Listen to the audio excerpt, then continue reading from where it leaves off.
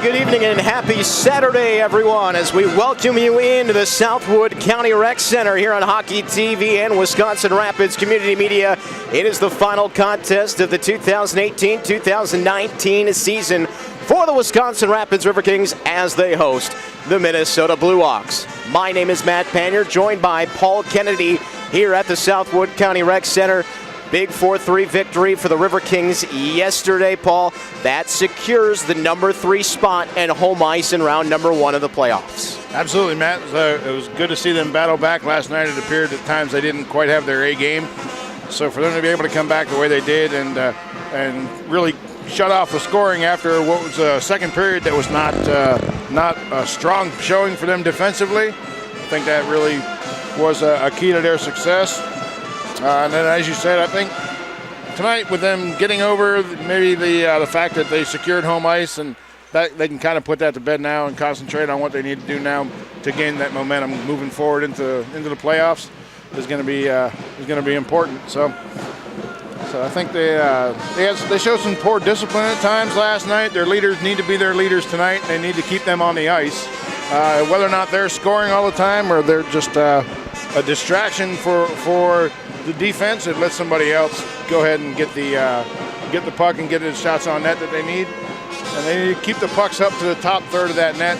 I think everything they scored last night was right off the inside of the roof. So keep doing that and just play their game. You know, be physical and stand the offensive players up at the blue line as they try to enter the zone, and just be confident in their abilities. Their Riverkings are a tough team. Things we're watching out for tonight, the goaltending battle. It's going to pit Dom Pacheco, number 70, in net for the Wisconsin Rapids Riverkings against Josh Druney, number 33, on the other side for the Minnesota BlueOx. As we said, neither of these teams really getting goaltending that they had wanted in these season series. The goals have been coming in droves, and it really didn't stop too much yesterday. In this season set, you have a total of 16 scored by the Riverkings to the 15 scored by the Minnesota BlueOx. Of course, the Riverkings now with a 2-1 series lead. Matt Panier, Paul Kennedy joining you here on a Saturday night from the Southwood County Rec Center. The Minnesota BlueOx wearing the black and blue jerseys. The Riverkings countering with the white, blue, and green. They'll be going from left to right across your computer screen or mobile device or on Wisconsin Rapids Community Media. We thank you for joining us here from Wisconsin Rapids. You know, Hansen looks like he's trying to engage Peterson right out of the gate here tonight, maybe trying to set the tone physically. I'm not sure that that's the wisest move, but he's welcome to try. Might have heard Marty Quarters mention that he has the most penalty minutes in team history. Well, go right at him and see if he can. Wayward youth. Yeah, go right after him and see if he could stack up a few more, right? Well, I don't know that I would want to do that. As you saw with the Minnesota BlueOx, a very veteran side, a lot of 20-year-old players under head coach Jay Witta. And by the way, we invite you to join us between periods 1 and 2 and 2 and 3. Marty Quarters joining us between 1 and 2, and Jay Witta between 2 and 3 here on Hockey TV and Wisconsin Rapids Community Media. Jeff Jaquette, one of those 20-year-old players, spinning back, number 83 for the Minnesota BlueOx. In a bit of danger, but he does find a pass ahead that works out pretty well. And now a pass back, and it's shut up at the top of the net by Philip Shader. Shader, a returning player from a season ago, one of the top scorers on the BlueOx. Got a little bit out of position there. Thomas Kirchnock back across the line, tried the wrist shot that would have deflected back over toward the far side, where it is picked back up by the BlueOx. And another pass ahead, and again a 2-on-1 from the blue line, and this time it finds Eric Worry in front, and he shot it over the top of the net. Pacheco might have gotten a piece of it. Well, that play looking dangerously similar to the first opportunity for the BlueOx. Well, I think that they need to tighten up defensively and make sure they're not leaving people wide open. And they were finding Riley Enderle up that right wing wide open and unmarked. Pass into the skates of Ryan Kaba to be back over to this side as they look for Nick Spolik. Poked around Chase McKenzie. Spolik has it again. His pass back deflected away by Kyle Smith, who now chases back with Spolik again. That's a good job by Smith playing the man there. McKenzie away from Oliver to Crook with a pass back ahead. Luke Milius now in possession for the Riverkings, and a pass on for Rich Young carrying across the line. 2-on-2. Young with a shot. Didn't make it through. Puck loose in the slot. They'll find Spolik again and pass back over toward the far side. It was behind DeCrook, Max Moore back in. Now with a pass across. Young has some space with a shot. The save made by Gruen, and he will cover up. Let's shoot that puck to the top of the net. They shot it right into the logo there. That's an easy save. Yeah, Rich Young, we've seen him wind up quite a bit this season, seeking goal number 10 right there. He'll be stuck on 9, at least for now, with 17:34 left in the first period. BlueOx off to a pretty fast start. They've got 4 shots on goal already to the 1 of the Riverkings. Yeah, Pachaco's been solid so far, though. And he's made a couple of really nice saves to keep the scores at 0. Good to see Jordan Steer back tonight. He had a pretty nasty spill into the boards last night, as Peterson as well, but Steer was down for quite a little bit longer, so I'm glad to see he's okay. A very healthy Riverkings team that was beat up a little bit around showcase time, but has found themselves on the mend. Jordan Steer, like you said, a couple of weeks ago actually getting a bit banged up, but then came into the lineup and made some nice contributions.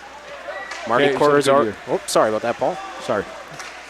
Just going to say Marty Quarters always happy to have number 10 back there on that blue line. He's been a great addition. Here's Emery across the line with a wrist shot that would have deflected away by Raymond Fleming. Picked back up by the BlueOx. It'll be Emery again now, trying to pass it back for number 4. That's Alex Skradsky. Timo I back across the line. His wrist shot. Glove saved by Gruen. He's going to drop it off for Swenson. Peterson right there almost knocked it away. Miscommunication there. Now the intercept from Timo I as he tries to wrestle it away from Gunnar Gibbs. And nice job holding the zone there by the Riverkings. Emery will flip it back into Riverkings territory. And now back behind Pachaco, losing the handle on the net. Going to try to get back to his net mouth as the BlueOx force the intercept. A little slashing behind the net there. It's going to be a penalty coming up, and it will be to the BlueOx. Timo I picking it back up. Pachaco coming back out on the touch there from Skradsky. We will see our first power play for the Riverkings. Shame the Riverkings couldn't have picked that up. We got to see Pachaco use that speed, getting to the net or getting to the bench. You always love it when the goalie's got to go, right? Oh yeah, he turned on the Jets. Well, despite the Riverkings finding plenty of offense in 16 goals throughout the 3 games against the BlueOx, the power play has left a bit to be desired. 2 of 16 through 3 games. Those 2 came in the December 1st meeting. The 1 game that was actually won by the BlueOx. They went 2 for 7 in that one. 0 for 5 the first time they met, 0 for 4 yesterday. And Paul, I would imagine right now, if they were to score, all would be rectified. Here's Peterson in front off of the side of the net. Oh, I thought that was in. Yeah, after the penalty kill was not strong last night. I think they gave up 2 goals on the power play, so I think that special teams tonight could be important. Again, you know, you're just looking to build momentum now, trying to get ready for next week. Yeah, the special teams has been heavily in favor of the Minnesota BlueOx on both sides. We'll tell you about that in just a second as Timo I trying to walk down the slot. It'll be swatted back out. On the other side, the BlueOx 9 for 20 on the power play when they get the man advantage. That is 45%, an astronomical number. And odd because the Riverkings penalty kill usually very strong. Yeah, BlueOx seem to have their number. Pass back ahead now for Thomas Kirchnock as he carries in over the line. He'll be bumped there. Taken off of the puck by Flaherty. Back to the line, good hold by Harold Jurgens. Saw Jurgens' parents coming to town here, and they brought some Latvian chocolate for Marty Quarters. I was eyeing that up in the office. I don't know how good it is, but it looked interesting. Well, maybe we should go down there and sample it to make sure it's up to Coach Quarters' standards. Right, I'm guessing it probably is, but...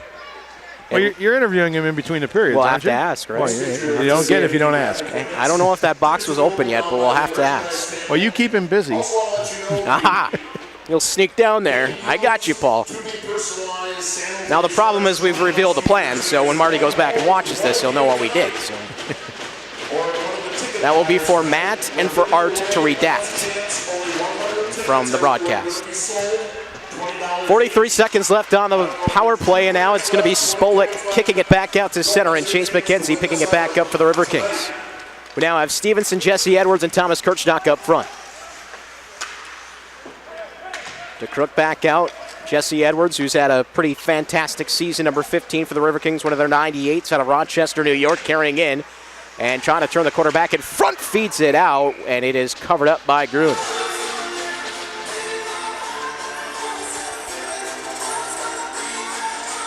So, Matt, you got the playoff beard going yet? I did trim it a bit today. That doesn't count, though, right, if I still grow it? Yeah, no, you're still going? Yeah, you're good. Technically? You're good. Yes, sir. Yeah, you're Trimming fine. doesn't count? No, trimming I will does tell not you count. there is the anti-playoff beard from one Wayne Brown, assistant coach for the Wisconsin Rapids Riverkings. Is that true? His face is smoother than a freshly resurfaced Southwood County Rec Center ice. And we do have great ice here. Yes. Both indoors and out. I tell him he looks younger every week I see him. I'm sure he likes that. Maybe the fountain of youth is what's filling up the Zamboni here. You never know. Back down into the offensive zone go the BlueOx after they have killed off the power play. Just past 6 minutes gone here in this first period of play. Still scoreless, and now Fleming in a heap of danger. Turns the puck over. There's a shot deflected in front. The save made by Pachaco. Riverkings doing a much better job knocking men off the puck tonight, though. 3-on-2 over the line. Charge led by Jesse Edwards. Dropped it back. Shot taken. Nice screen in front, but Gruen was able to locate the puck. On the backhand, another shot. That one chopped in front. Edwards spins a shot on save made. Rebound loose. Edwards has it again, and the save is made once more as Gruen covers up. Okay. And we have a fracas at the side of the net.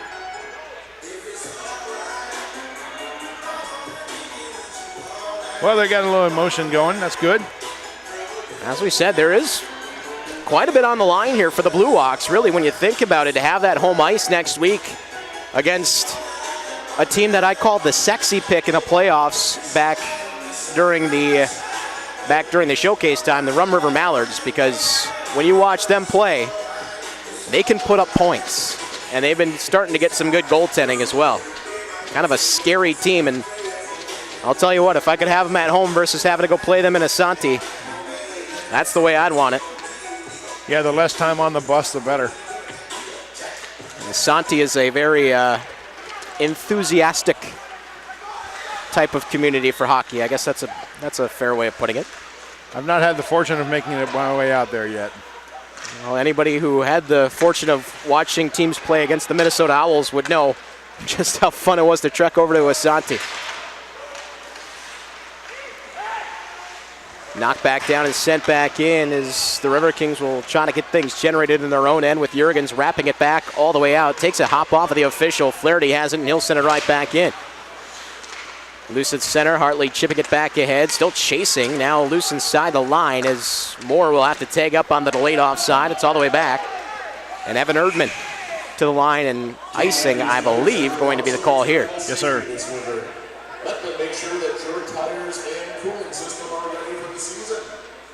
Well, still seeking our first goal of this contest. Both of these teams doing a bit of damage against their opponents in first periods. The Riverkings scoring a total of 47 first period goals this season to the 51 scored by the BlueOx through their 43 games. The Riverkings have come back in the shot department tonight, too. So, yeah, shots on goal. These two teams have a propensity to put a lot of shots up. Riverkings have put up 1556 this year, 1704 from the BlueOx. And there is a cover by Gruen once again. And I had imagined, Paul, watching Josh Gruen a bit last year and seeing him progress a little bit through what was the USPHL, Elite Midwest, and everything that it now is and ever was. He's a goaltender that is not easy to defy. So when I saw his numbers against the Riverkings, I was a bit thrown off. And I think he's kind of proving that was more the exception to the rule than the rule itself. Well, but if you keep the game simple, you get in front of them, you crash the net, make life hard on him. And we're going to see a little bit of hard scrapping here as Swenson not at all happy with Cole Krieger, and then Chase McKenzie will come in. The initial penalty was coming to the Riverkings. I think it was interference, and Swenson took exception. Well, because he got rocked. I don't know if it was Swenson or if it was Shader who were hit, but Swenson was certainly the one that was upset about it. He tried to impose his will with all 6'5", 216 after the whistle. And for that, he may be done. Yeah, they frown on headlocks. Well, I saw him skate into the penalty box and then out of the penalty box. But it appears he's still in general population over there with his team, so I don't know that we're going to see any more out of this.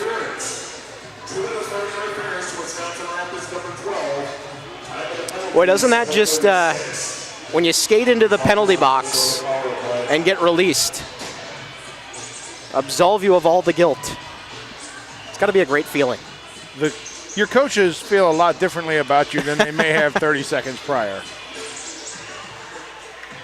Well, it'll be power play number 1 of the contest here for the Minnesota BlueOx. As we said, ripping off some pretty impressive power play numbers through the 3-game set here against the Riverkings at 9 for 20, including 2 of 6 yesterday.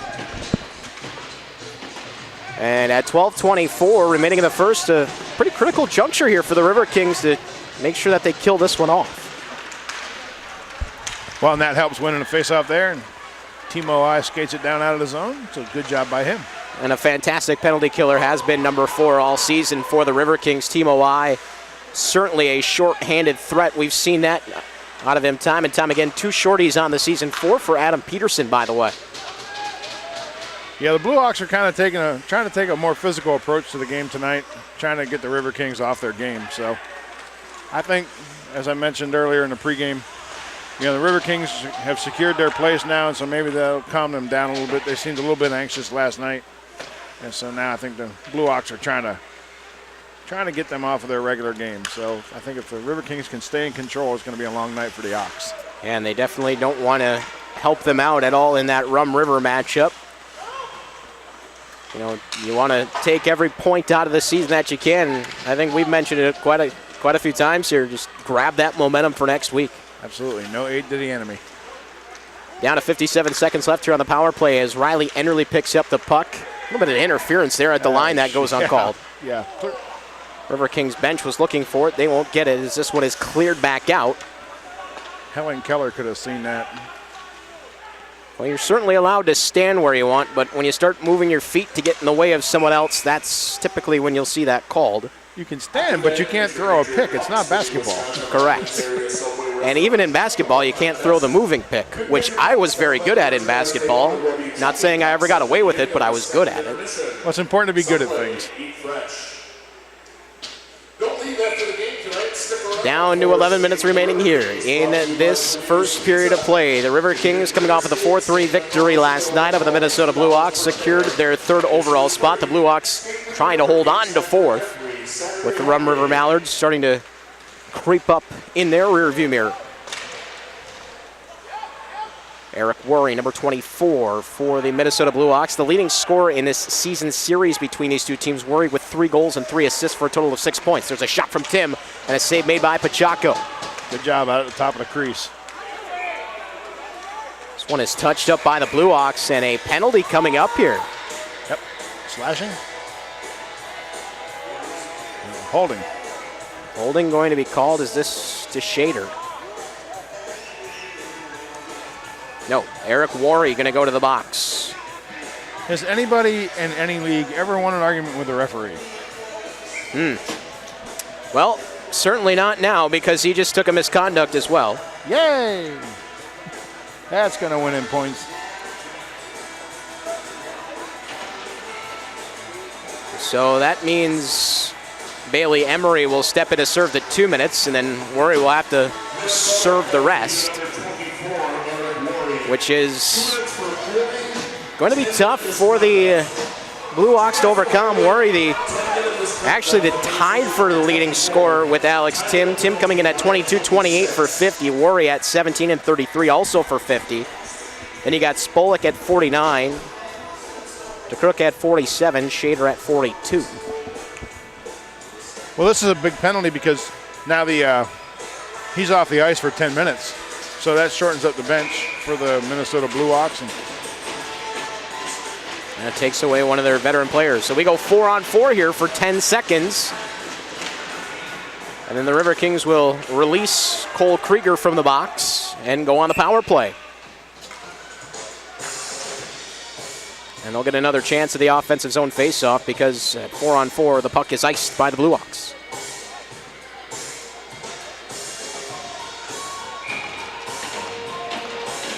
Timo I stepping in to take the draw once again.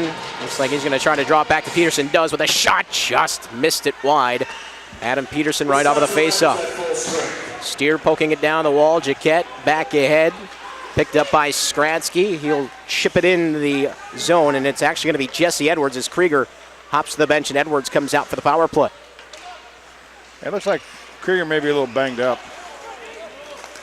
Edwards carrying right in over the line, going right at the defender. Jaquette now throws it right back out in front. They score! Yeah. It deflected in off of Nick Miller. Timo I didn't get everything he wanted on it. Didn't need to, though. Right at the halfway point of period number 1, Riverkings take the 1-0 lead.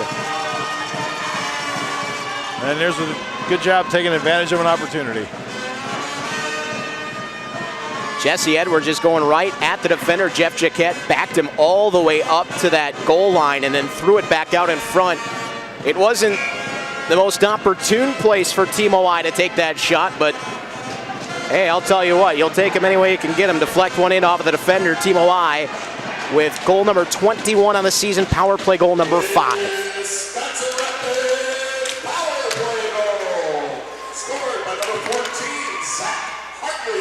Well, they're going to give it to Zach Hartley. We might have to take a look at that one again. Pass back out. Now a penalty coming up here. It's going to be the Riverkings, and this one will be Hartley as he got together with Alex Tim in front on a couple of occasions. Well, Hartley's getting his name on the score sheet tonight. A couple different ways. And then Hartley, we're going to hear a little bit about it from Oliver to Crook as well.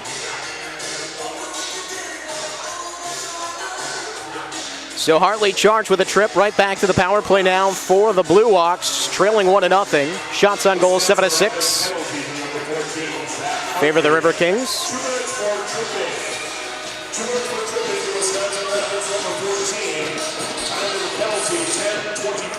Face-off won by the BlueOx. Here's Jaquette. Give it across for Swenson. Wrist shot, save made through traffic. Not sure how Pacheco saw it, but he got the blocker on it. DeCrook swinging it over for Spolik. Far side circle, give it on for Swenson. Pass right down low to Crook. Denied in front, rebound loose. Still loose, another shot and it gets blocked. Picked back up by Timo I and he will clear. Nice job defensively there, keeping everybody tied up. Stack in the box in front of Pacheco. Had to make a couple of saves himself and then had a little bit of help. Yeah, but with the defenders tying up those men, they weren't difficult saves. There's another shot. Nice save by Pacheco out at the left side of his net. He'll hang on this time and get a whistle. Brings us to 8:56 left here in the period. The Riverkings with a 1-0 lead. Timo I on the power play goal.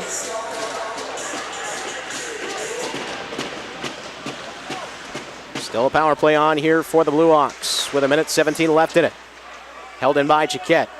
DeCrook spins away from Steer, try to pass it off. He'll find Kester, back to the line, Jaquette. Walking right in, pass across now. Swenson winds up the wrist shot. Save made through traffic once again by Pacheco. Loose back out in front. Here's Kester. Spinning it back to the line. Swenson one-timer, hurried that one, and then it's cleared up and out by the Riverkings. That'll leave the face-off inside. And somewhere over there, there's that fan happy for nets. That was moving. And we have no net on this side. We learned that a couple of weeks ago. We don't need net. We have cat-like reflexes. Be careful about that we thing. Maybe you do, but I found out the hard way I sure didn't. Cats nap a lot. I think that might be me. The napping cat. Oh, come on. And Miller falling down, and it'll be cleared all the way back out into BlueOx territory. Nice play there by Gruen. Able to get it back out, and now carried it back ahead by Hunter Hansen. Swatting at it onto the stick of Tim. He'll wrap it back in. Pacheco on the touch, back behind, wraps back toward the line. Nice hold in by Miller. Enderle chopping it back down low. Wrap around in front. That one didn't connect. But the net comes off the moorings and a whistle. Yeah, it looks like Hansen tripped over that blue line. That's been tripping a lot of visiting players this year. Maybe we should investigate, or should we just let it go? I think it's an invisible home ice advantage. There you go. Kind of like some of those seams in the glass where the pucks just happen to bounce right out to the slot area. Well, speaking of the slot area, I think the Riverkings should be commended so far in this penalty kill. They've done a good job keeping that pretty clear and not letting people be unattended in there. So I'm just going to go back. We used to call that the poppy bounce down in the Dells. The poppy bounce? The Poppy Waterman bounce. There's a one-time and a save made. Nice one by Pachaco. Right off of Alex Tim. Another one loose in front, and not yet out by Fleming. Good hold by Hansen. Intercepted by Steer and cleared. That should do it for the power play. So again, the Riverkings getting in front of that net. Pachaco makes the saves he needs. And it stays a 1-0 lead for Wisconsin Rapids. Nice kill. Fired all the way back down. That will be icing now that the power play has concluded with 7:27 left in the first.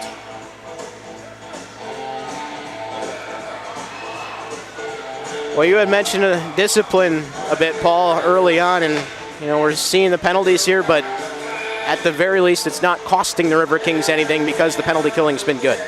Yeah, that last one I think may have taken away a little bit of momentum, but the penalty kill should have brought that right back up. You scored a goal on your home ice, and you've taken a lead early in the game. So the timing wasn't great for that penalty, but the penalty kill came through, and I think that should help with the confidence levels. Swenson harassed by Peterson, who ends up taking it away. Now spun back by Flaherty. Timo I right in his back pocket. Tim can't clear. Another shot from I. Save made by Gruen. It'll be picked back up by Rich Young. And I think he may be on to something here with Cole Krieger, who's typically the third on that line. Now it's Rich Young. We haven't seen Krieger out on the ice since taking the penalty. So yeah, maybe, look at this. Pachaco lost the handle on the puck to Crook. Giving it back for Spolik, and a nice poke there by I. Chance for a 3-on-2 back the other way. Peterson looking to get around Cobb. Nice job avoiding that. Jurgens has one all alone in front. Takes the shot, and the save is made by Gruen. You have to wonder if Krieger either got banged up on that play or maybe facing a little bit of inside the team discipline. Maybe Marty Quarters didn't really care for that penalty. I think that may be a case, maybe a little bit of a case of both. The medical trainer was showing him a little attention, both while he was in the box and then as he made his way to the bench. So here's Young finding Peterson. Just couldn't get enough on that one as he tried to tip it toward the net mouth. Jesse Edwards will give it back for Jordan Steer. Able to walk in. Steer with a shot. Didn't make it through. Rebound chance save made by Gruen. And then cleared not out. Peterson with a backhander score! The 89th career goal for Adam Peterson has made it 2-0 Riverkings. And a smile to the BlueOx bench as he skates back. Do you think they were asking for his autograph as he went by? I doubt it. Well, Adam Peterson's 32nd goal, 65th point of the season. Doing what Adam Peterson does. Getting to the dirty area, waiting for that puck to find the opportune place, and sneaking it past the goaltender. He's looked much stronger tonight and showing much more discipline than last night. So. His fourth goal in the season set against these Minnesota BlueOx. Timo I had scored his 5th against these teams, so it's the two same players just continuing to do the damage against the BlueOx. McKenzie tossing it back down the wall. Kirchnock able to file it back down low. Jared Stevenson gets tied up back behind. Kyle Kester trying to help out Nick Miller. Hit there by Kirchnock. Picked back up by the BlueOx. Still sent it back out to center where it's intercepted by Erdman and fired right back in off of the blocker of Gruen. Looks like the ice is starting to tilt a little bit to the right there, Matt. The Riverkings certainly are feeling it now. Milius will deflect it back into the offensive zone as Marty Quarters goes a little bit deeper onto the bench now. Milius, Smith, Rich Young back out there, double shifted after going up with the top line last time. McKenzie chopping it in. Jeff Jaquette back out now on the blue line. Surveys in his own end. Under 5 minutes remaining here in the first period. The BlueOx in need of something as they trail 2-0. And they'll have to have a face-off down in their own end as the puck is iced.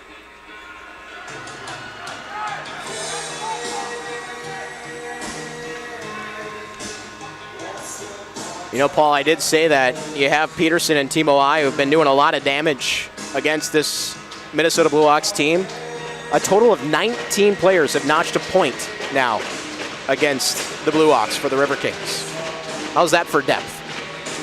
Gotta like that. You know, you need everybody contributing in different ways, but if they're contributing on the scoreboard, that's definitely going to help you out. Taken back ahead by Philip Schader, the Austrian international. Chips around Harold Jurgens. The puck is somewhere. There it is. There it is, in the bench. Everybody likes to get a puck at a game.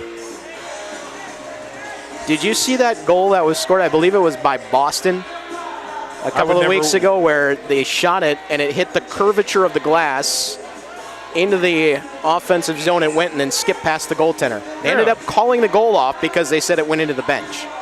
I didn't see that. It was odd. When I was a kid, I went to a Providence Reds game. We had a bass drum up behind the net, and the shot went a little high, and back in the 70s, there were no nets back there. There was also no bass drum after that. So, kind of like how that just happened. See, that's not how I thought your story was going to go. I thought you were going to say that you would do that behind the opposing net and just sit there and play the bass drum to try to keep the goaltender off kilter all game. No. I did a pretty good job of keeping the goaltender off kilter, though. I see. I had one try to throw a stick at me as a child. Well, we all learn lessons different ways, don't we? He had anger issues. Probably still does. Off of the face-off, it'll be Jurgens now trying to toss it down low. Big hit there applied by Flaherty. Zach Hartley, long wrist shot, save made by Gruen, brushed aside over to the wall on the near side now. Pick back up, and here comes Enderley, Enderley, wrist shot, score! Riley Enderley has had some incredible jump here for the BlueOx. He generated 2 nice chances earlier on this period, and it's a rocket of a wrister that knocks the water bottle off of the top of the net and cuts the lead down to 1.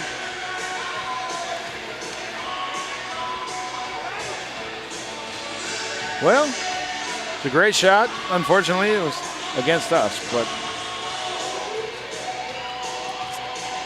Riley Enderley, who scored once yesterday, has now put up his 17th goal of the season. Puts him up to 29 points in 33 games. Not too bad there for number 22.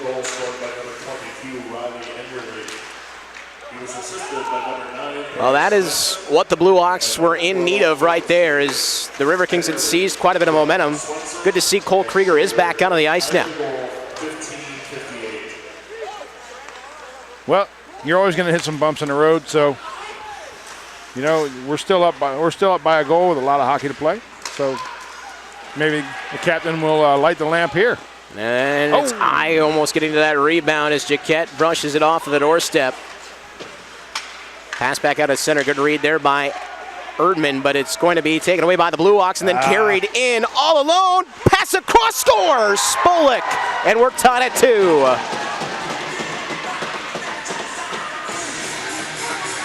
That was not good. Well, you see what happens when you pinch in the neutral zone like Evan Erdman did there. Ended up being a bit of a gamble, which allowed the BlueOx to come racing back the other way, and a 2-on-1 from in tight. Alex Tim dishes it off. Spolik finishes it. And now with 3:16 left of the first, we're square again. But some discussion here, and potentially, I think the Riverkings were trying to argue that play came in offside. So it's the linesman and the ref now having a discussion at the scorer's table. You think they're going to have to call New York? Or Toronto? Yeah. Well, headquarters is in Massachusetts.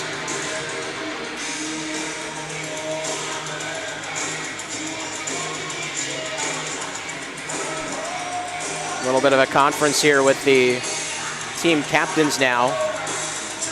The ref was pretty insistent that the goal was going to stand, pointing toward the net. The goal number 19 of the season and point number 50 for Nick Spolik.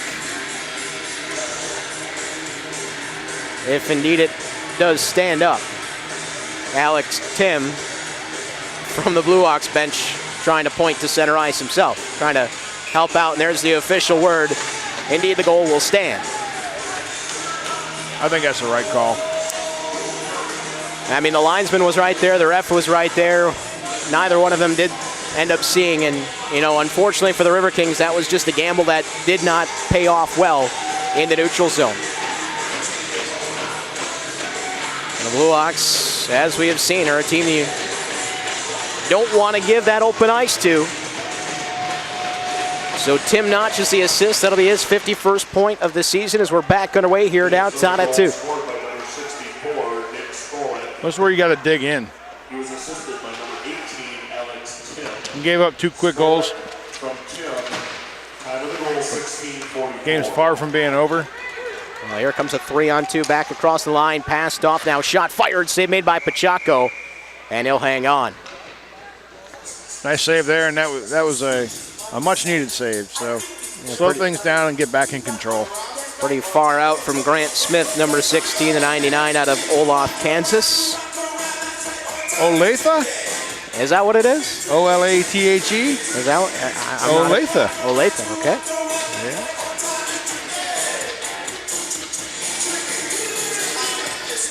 There was a goaltender, I think, Yes, for indeed, the for the Wisconsin Riverkings Rapids that played Riverkings. there. Yeah, yes, from Eric Schutte. Yeah.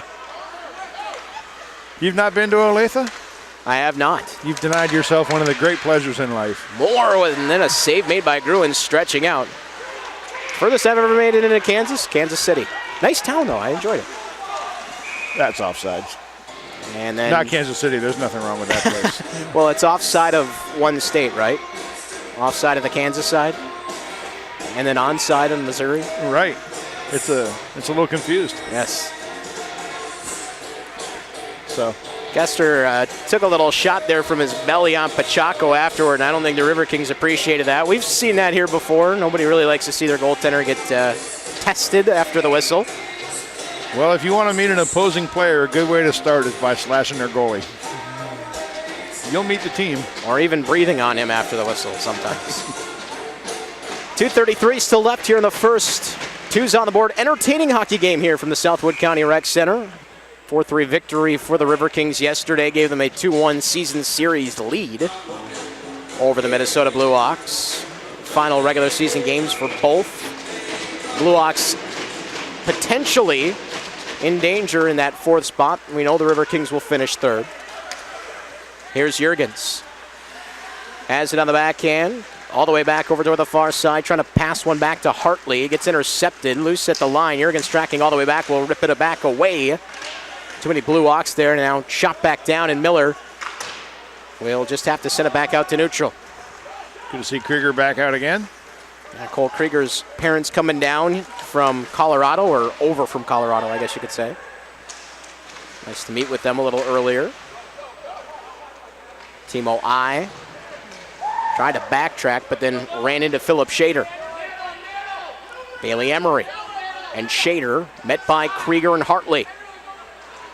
Jurgens ends up coming out with a puck now, and maybe some numbers if he can skate around the defender Enderle. Dropping it back off, and here comes Krieger. 3-on-3 over the line. Krieger surveys, has it swatted away back out to neutral, and a penalty coming up here, and it looks like it's going to go to the BlueOx, and then Shader and Erdman get a bit physical after the whistle.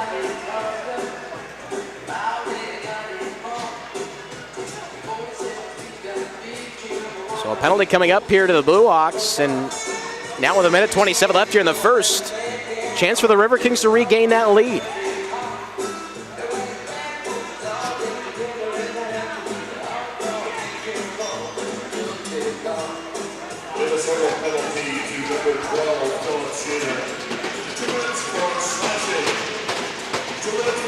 Slashing the call to Philip Shader.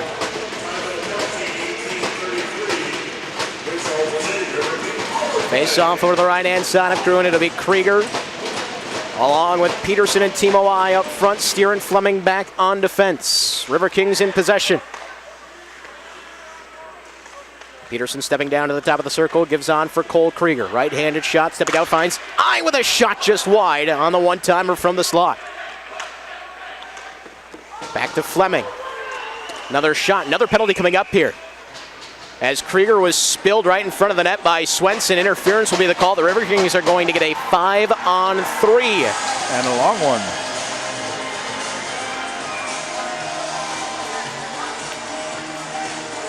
Pardon me, it was actually Flaherty who gets hit with the call here, not Swenson.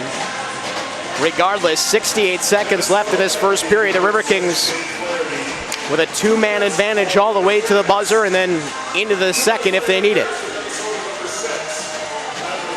Okay, time to get that power play working. Fleming and Steer will man the points. Here's Fleming over to the left side, giving on to Steer at the right.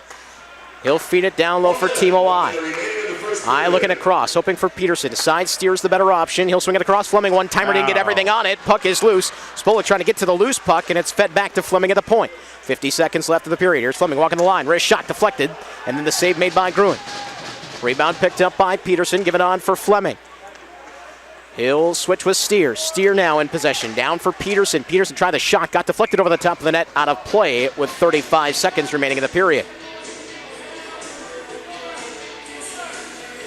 Not bad from the Riverkings working around the perimeter, but the BlueOx doing enough to diagnose things early on in this 5-on-3. Yeah, but they've got good puck movement. That's important. Face-off won by the Riverkings. It'll be Steer switching with Fleming. Steer surveys, gives across Fleming. One-timer over the top of the net. Rebound loose to the side, and I stuffed it in. Does it count? Yeah, that counts. They're going to point to the net. Yeah, it will. Timo I's got his second power play goal of this contest. Yeah, that puck was clearly in before that net came off. A little bit of hesitation there by the official. Josh Gruen still staring his way, staring daggers from the circle on the far side, and the officials are going to have a conference again. And I'll say this much, you folks on Wisconsin Rapids Community Media are going to get a much better look at this on a replay than we are. Take a look at the hockey TV feed here, and then it looked like that was across the line before. Yeah, that was behind him before he ever put a skate on that. And if anything, simultaneously. Probably too difficult for the ref to determine exactly when that net came off of the moorings, and when you get there, you got to go with the original call. I agree. And hey, Matt, while we got a second while they're waiting for that decision, I'd like to say what a great job the rest of our broadcast team has done this season. Great job with Zach and Art and Nate and Matt. These guys have done an awesome job. So fantastic work. And of course, we should mention, if you are watching this on Hockey TV, you can check out all of the Wisconsin Rapids home games, and you get a little extra flavor. You get some of the extra camera views, Wisconsin Rapids Community Media. You can check that out on YouTube. It was interesting. We were watching the end of last night's game at home today, and my wife was there, and she was doing something, and we switched it off after the game ended to the Badgers game, and it was probably 10 minutes before she goes, "Hey, that's not your game." So to see that we have that caliber of broadcast is there. Great. You go. She can't tell that you weren't calling the Badger game. No. So it is a 5-on-3 goal, which means that the Riverkings will carry some power play time over unless they score here again in the next 17 seconds. Timo I's 4th of the weekend. Krieger with a pass across, 7 seconds left of the period. One final gasp coming up here for the Riverkings. It's back out at center though, and that should do it and will. Quite an eventful first 20 minutes here from the Southwood County Rec Center. 3 for the Riverkings, 2 on the other side for the BlueOx. Brings us to our 3-2 scoreline. And Paul, your thoughts on that first period of play? It was something else. Back and forth a little bit. Minnesota came out. They tried to be physical with the Riverkings. Riverkings held their composure, but they didn't back down from them either. I think they showed a lot of heart, and I think that if they can keep the special teams going the way they are right now, that it's going to be tough for anybody to come in here and push them around next weekend. And that was kind of something we discussed too, right? The Riverkings and how much they had struggled on the power play against the BlueOx through the first 3 games, and 2 power play goals here. Yeah, you got to like that, and Timo I believe, is trying to get the first star of the night 2 nights in a row. He's trying to sweep the weekend. Well, he's certainly making a pretty good case for it with 2 goals here. We'll see if we can get you a quick scoring recap before we welcome Marty Quarters, who should be on the way in just a couple of moments to join us on Hockey TV and Wisconsin Rapids Community Media between periods 1 and 2. By the way, taking a look, the Minnesota Moose all over the Casson Vipers right now. They've just ended the second period, and it is 6-1 Moose. So they are on their way to taking the #1 overall seed in the USPHL Premier Midwest West, seizing that on the final night from the Hudson Havoc.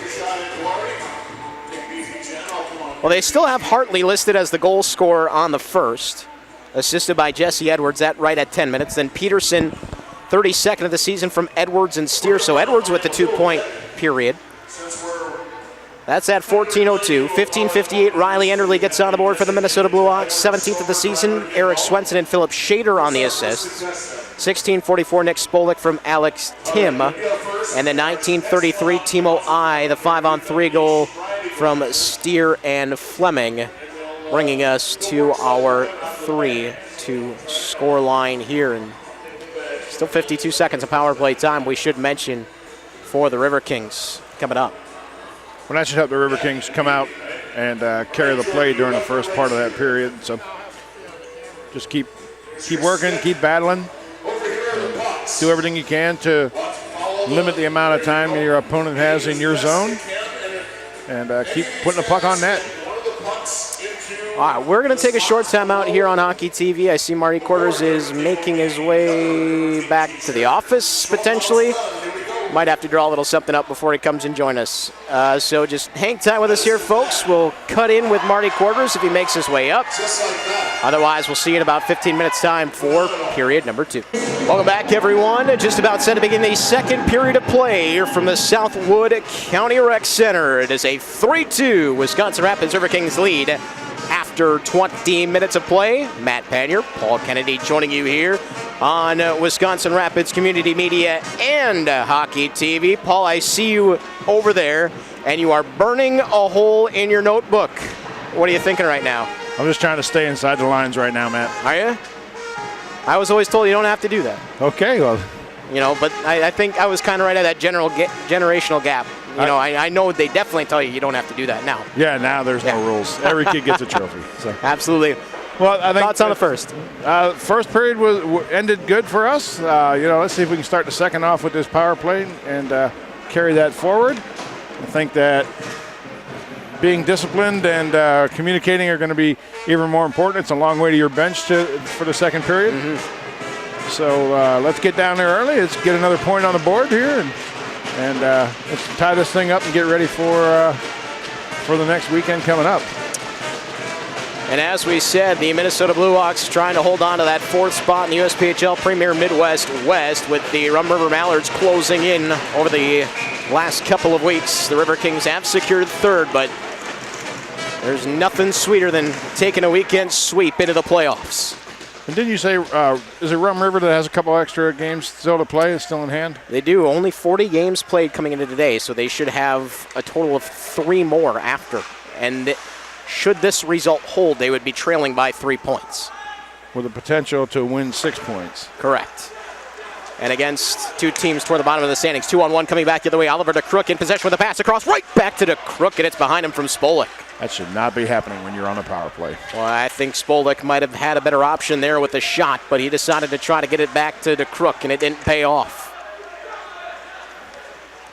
Okay, take a second, regroup, and let's get ready to go. Krieger revving up in over the blue line, trying to dip around the defender, back to 5-on-5. Here's Timo I, couldn't feed it through.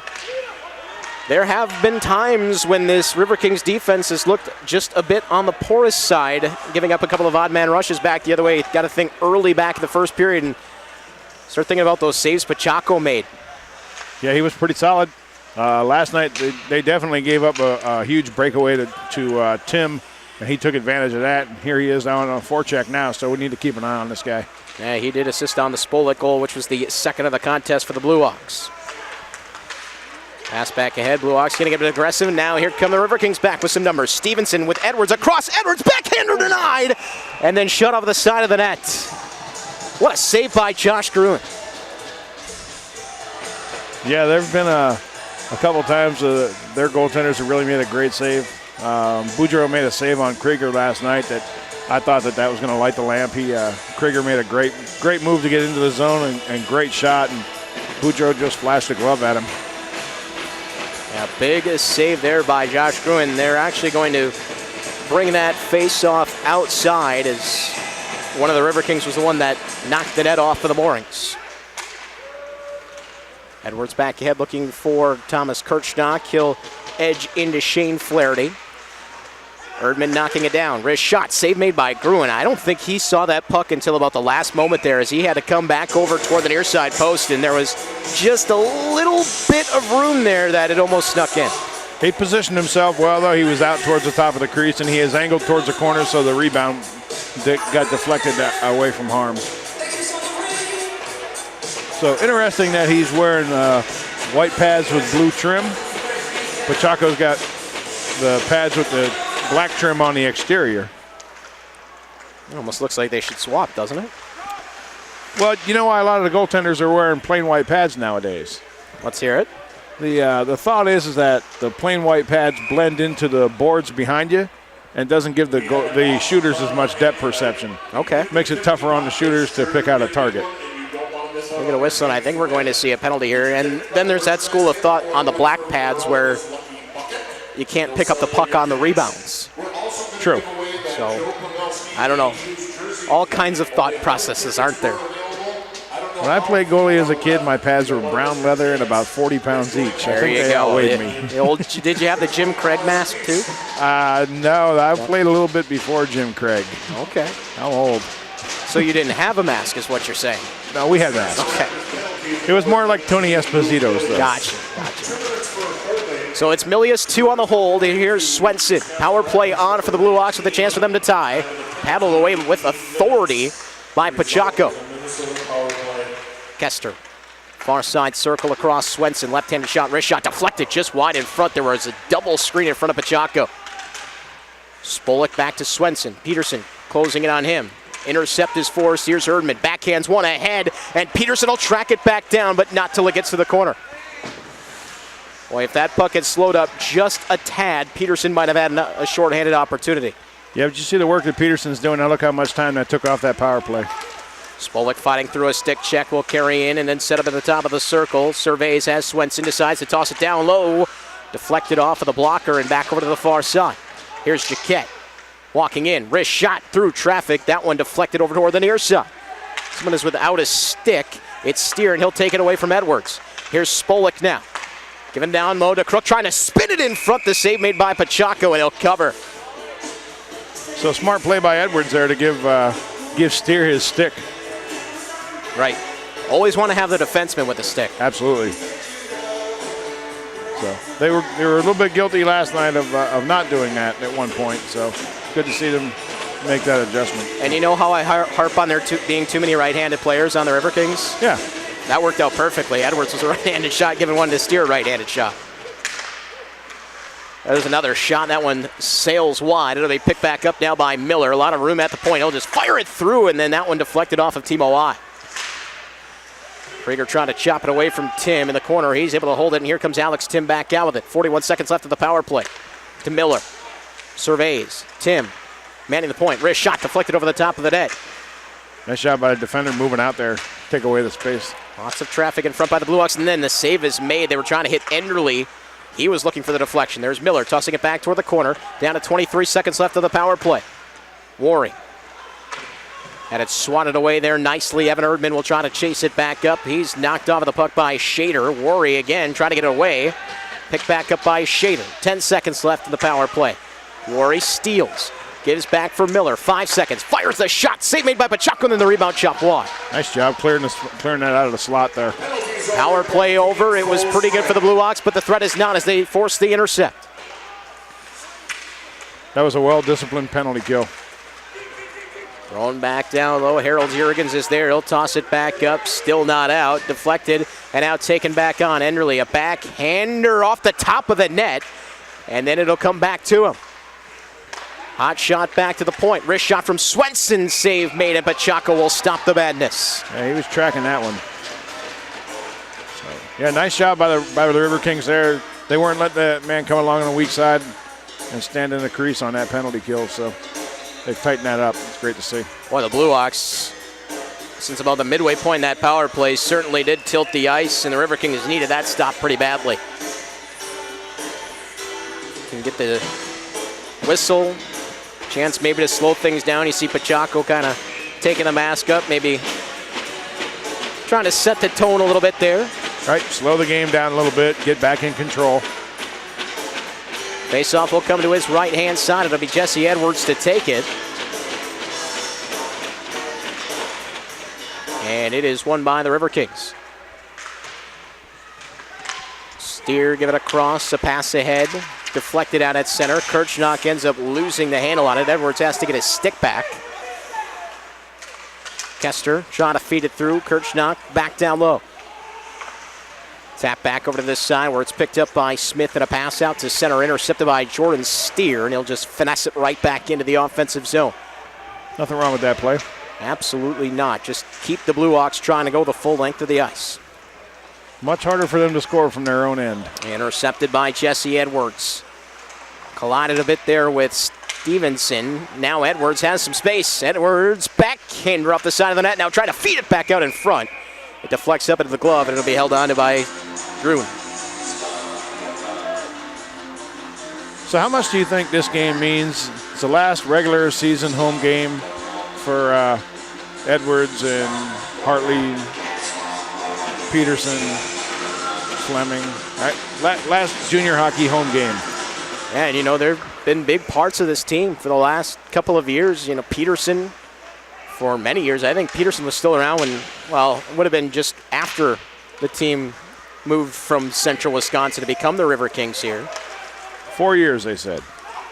That's quite a bit of time. A lot of hockey here at the Southwood County Rec Center. A lot of opposing players that he didn't make friends with. Miller will play that up into the netting, and we'll get a face-off here outside of the zone. I guess to answer your question directly, Paul, it's got to mean a lot for these guys, right? You want to take a victory in what's going to be your last regular season game here. You'll have the playoff games next week, and then you would assume that if the top two seeds carry on like they should, that when it comes time to go to Boston, you're going to have to do it on the road, and then Boston is where it all ends. So you might be looking at only this game and 2 more, 3 more. So obviously you want to go out as strong as you can. Absolutely. Yeah, I think Coach Quarters has done a great job with these guys and really can be commended. You know, I think he does a good job teaching them not just about the game of hockey, but if you see the way he carries himself and interacts with their officials and the other coaches and the other players, he's very classy. And I think that transcends down to the team. Yeah, and there's a reason that players keep coming back, right? Yeah, it's a great atmosphere for hockey. Puck was deflected up and out of play as we near the 6-minute mark of this second period. And by the way, we should mention, Coach Quarters was supposed to join us in between 1 and 2, and this has happened before. Sometimes Coach Quarters has a little bit more to discuss with his players if things don't really go the way he had suspected. So, and he had a box of Lithuanian chocolate. Right. So, and we had said we were going to go steal it. So liberate. Yeah. Steal's an ugly term. I guess we played our own hand that time. He played a little defense of his own. Yeah, here's Jaquette now making a couple of moves back around. He'll try to backhand one in, gets hit. And the save is made by Pachaco. Linesmen are getting in there quick. And we did see quite a bit of physicality in that first period, bit of the after the whistle stuff, and maybe the officials had a little bit of a conference in between the periods themselves and said, let's make sure that doesn't get too intense. Get out of hand. Right. By the way, shots on goal at 19-18 in favor of the Riverkings. It's been a very close game in more ways than one. Turnover in front. There's Fleming with a long outlet pass. It does take a deflection, so will not be icing. Jaquette taken away by Edwards. Edwards trying to feed it out in front, but it's Miller who comes back and rips it away. Nice job by Edwards there. And Jesse Edwards has been all over the puck here, especially in the second period, and this time it's iced by the BlueOx. Not very often that either one of these teams gets outshot. 11 times for the BlueOx getting outshot on the campaign.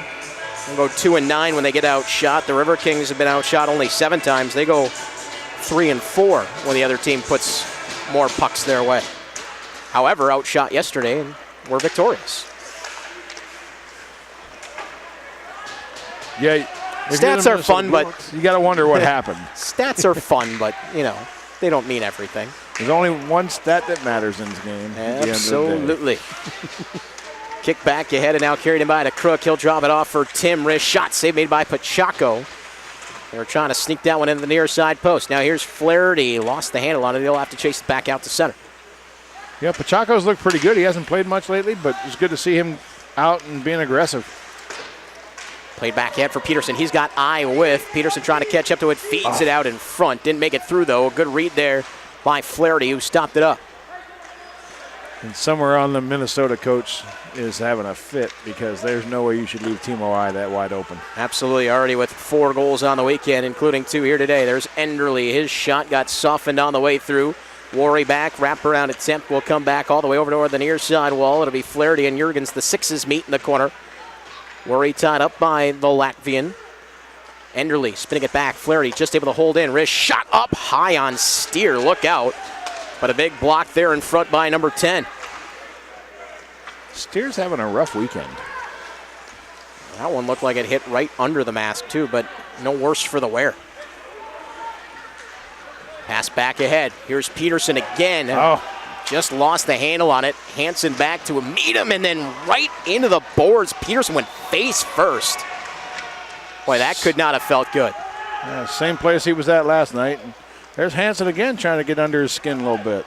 Yeah, they're going to continue to joust a little bit as the puck now finds its way back out to neutral. It'll be Fleming with a pass back ahead for Rich Young.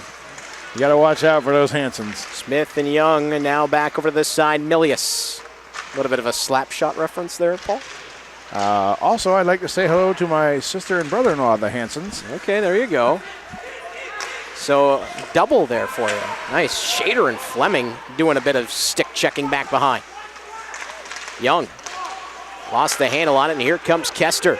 Chance for a 3-on-2 back the other way. He's got Hansen and Shader trailing, and Kester still with it. Backhanded out in front, deflected, and now there's a shot that just bounces over to the circle. Enderle in front for Hansen, no go, and it'll be Milius chopping it to the line, but not out. Riverkings have it once again. Steer in a bit of danger with 2 players trying to find him. That one did come out. And just across the line, it ends up being an offside.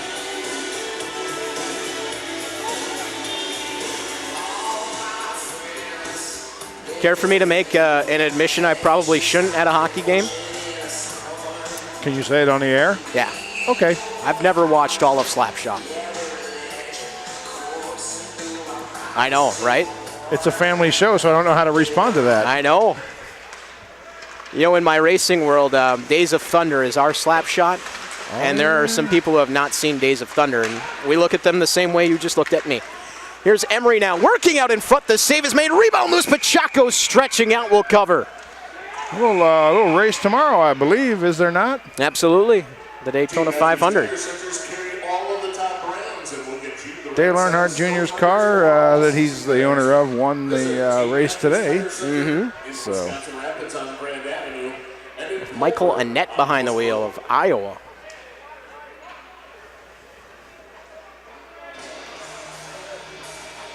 Face-off coming up over to the right-hand side of Dom Pachaco, who's getting a bit busier now, but is standing up to the test. Yeah, he doesn't look like he's got any rust on him at all. He's out on top of the crease, and he's tracking the puck well right now. So, should mention that Pachaco was in net the first time these two teams met and took the victory on a 40-save performance.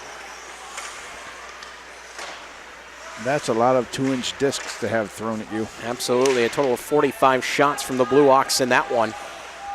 This is a game where the Riverkings had a very large lead going into the third, and the BlueOx came back, but then the Riverkings were victorious in overtime. We kind of said the BlueOx have had some trouble getting into holes this season. Did it again today. We're able to crawl back out, but now trail 3-2. One goes all the way down. It won't be icing, though. Pachaco coming back out to play it.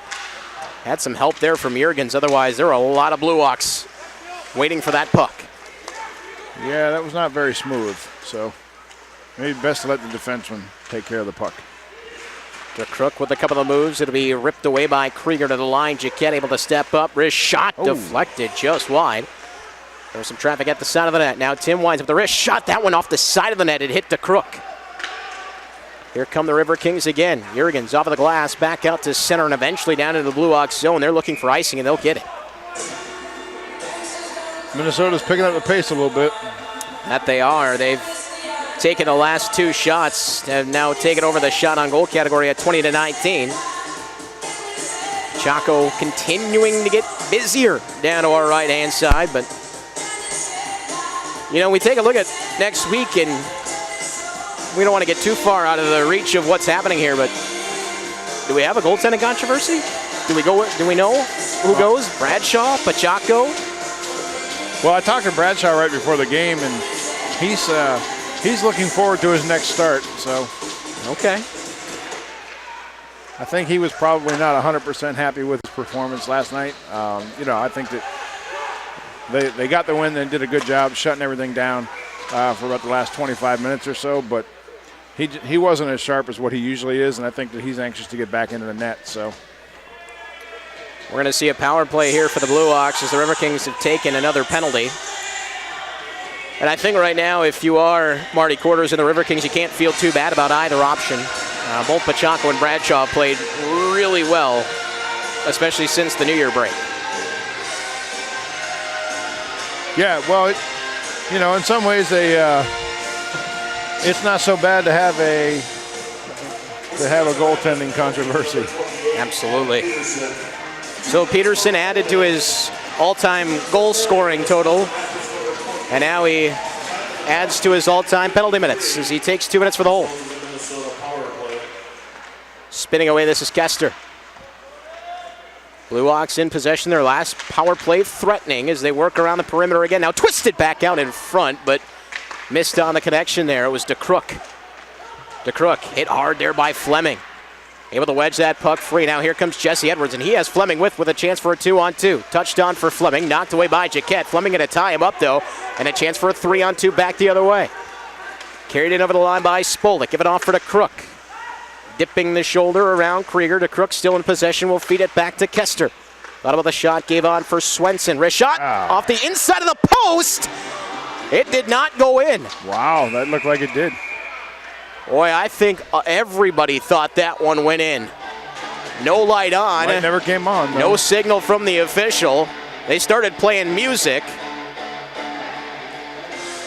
But we are still at a 3-2 contest. I didn't hear it hit the post. I think that one is one of those hits that hits so broad that you just don't hear it.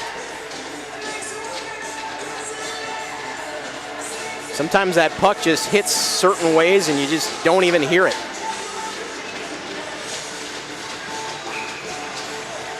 Well, we have our crack research team on it. Boy, and even the BlueOx players, when watching the replay, just went right for that loose puck. So I think even they knew. Okay. Here's Swenson. Of course, very hard for us to tell from up here. Shot from Jaquette, loose in front, and then cleared off of the doorstep by Fleming.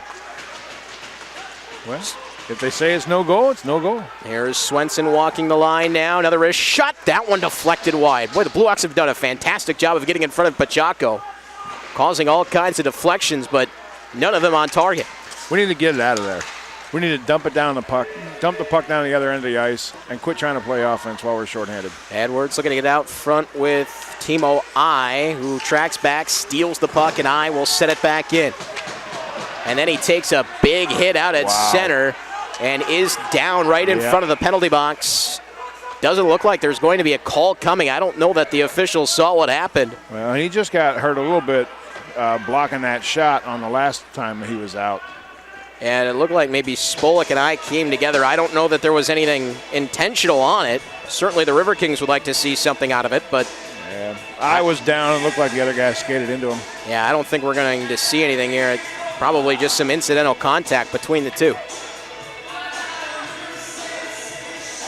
Yeah, the Riverkings were really a little bit fortunate there. It looked like BlueOx was starting to put the pressure on, and instead of trying to worry about getting the puck up ice and making offensive plays while you're shorthanded, when they start putting that much pressure on you, just get the puck and dump it out and slow it down. Now we're going to see a little discussion here now with the ref and the two linesmen. And I guess if you're unfamiliar with hockey, and it took me a little while to actually figure this out, the only actual penalty that the linesman can call is too many men. So even if the linesmen see it, they can't make the call. The guy wearing the orange armbands has to be the one that does it.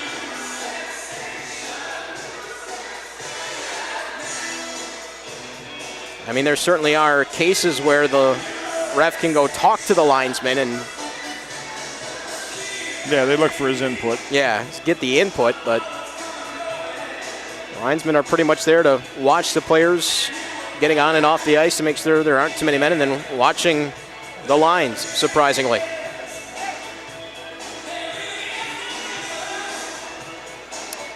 .7:35 left in the second period of play. A 3-2 Riverkings lead after a 4-3 victory by them yesterday. 28 seconds left on Adam Peterson's holding minor.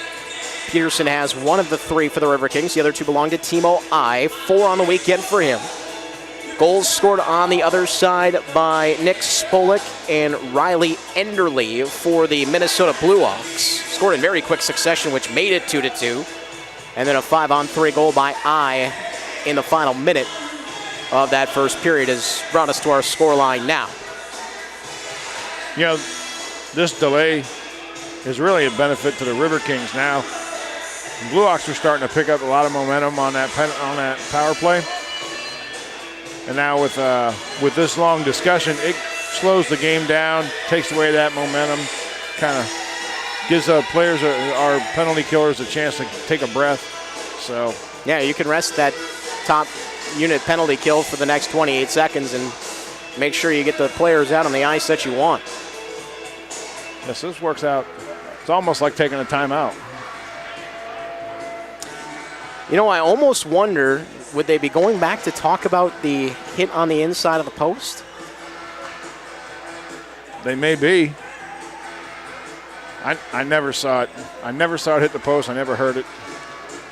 Well, actually, I do think this was probably because of what happened between Timo I and Nick Spolik, because now the penalty box is opened up on the BlueOx side.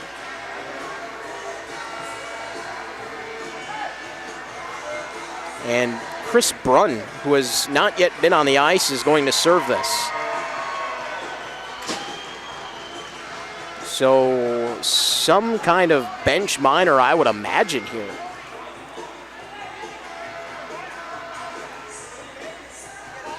Jay Witta trying to get the attention of the official to have a quick word here. He said, you know, you never raised your hand. Or is it a major? Somebody get thrown out? Boy, it's hard to tell here. I mean, Brunn, like we said, has yet to hit the ice. 2000 out of Winkler, Manitoba. He's going to find himself on the score sheet, at least in the penalty category. Well, if he's from Manitoba, this weather would be like spring. Right? This is golf weather. Looking forward to golf weather. Me too. Only 3 short months away. Maybe 4, depending on if we get a weather like we did last year, right? Yeah. Wow, 5 minutes up. You are correct there, Paul, and it is Spolik. 5 minutes for head contact and a game disqualification. Wow. So my guess here is that indeed one of the linesmen must have seen that pretty clearly, and the official must have asked as far as whether or not there should have been a penalty there. And well, it looked like pretty resounding yes, I would suppose. I didn't see the whole play, but I was down either on his side or on his knees in the referee's circle there. And as the opposing player skated by, he caught him in the head with either his skate or a shin guard. So it may not have been intentional, but it's still direct contact to the head. So. Yeah, and they're very, very protective of that at this level of hockey. Well, and as they should be. Absolutely. So we'll go 4-on-4 for the next 24 seconds. Then the Riverkings will have a pretty robust power play. Here's Steer.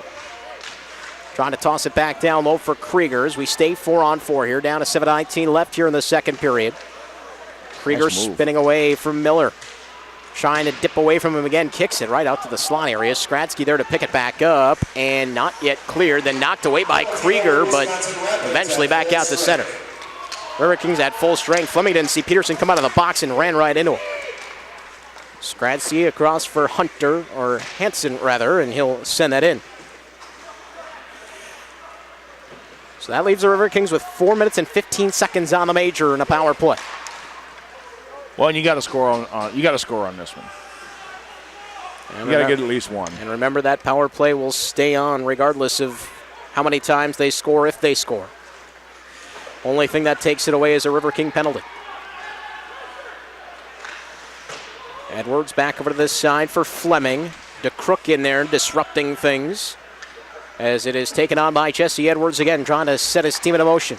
Timo Y. Drop for Peterson across the line. Might have sensed Flaherty was coming in, tried to throw it down the wall. Peterson knocks it down. He'll carry in right to the slot. Peterson with a shot blocked. Hansen not out. Jurgens. Try the shot, got deflected. Might have held on a little too long there. Yeah, it's almost like they're a little bit guilty of trying to make the perfect play right now. Just get somebody in front of the net and take the big shot and see if you can pick up a rebound. Peterson gives on for Edwards. Eye is open. Found him now. Bang. Across. Oh, what a save by Grooney. Incredible. Just Rob McKenzie, and then it's shot over the top of the net. I don't know how Josh Gruen got a piece of that one. Here's Edwards. Christmas came early for that guy. My goodness. Here's McKenzie. And the Krampus came from McKenzie. Just denied right there. Wide open look. Deflected in front. Gruen didn't know where that was, and it hit the post. Maybe the official waved that off quick. McKenzie taking his man down. He'll try to pick it back up in the corner. Down to 2:45 left on the major. Edwards walking right out. Edwards with a shot. Gruen is there, and he'll hang on. Ooh, my goodness. Well, they got the pressure on. That's a good first start.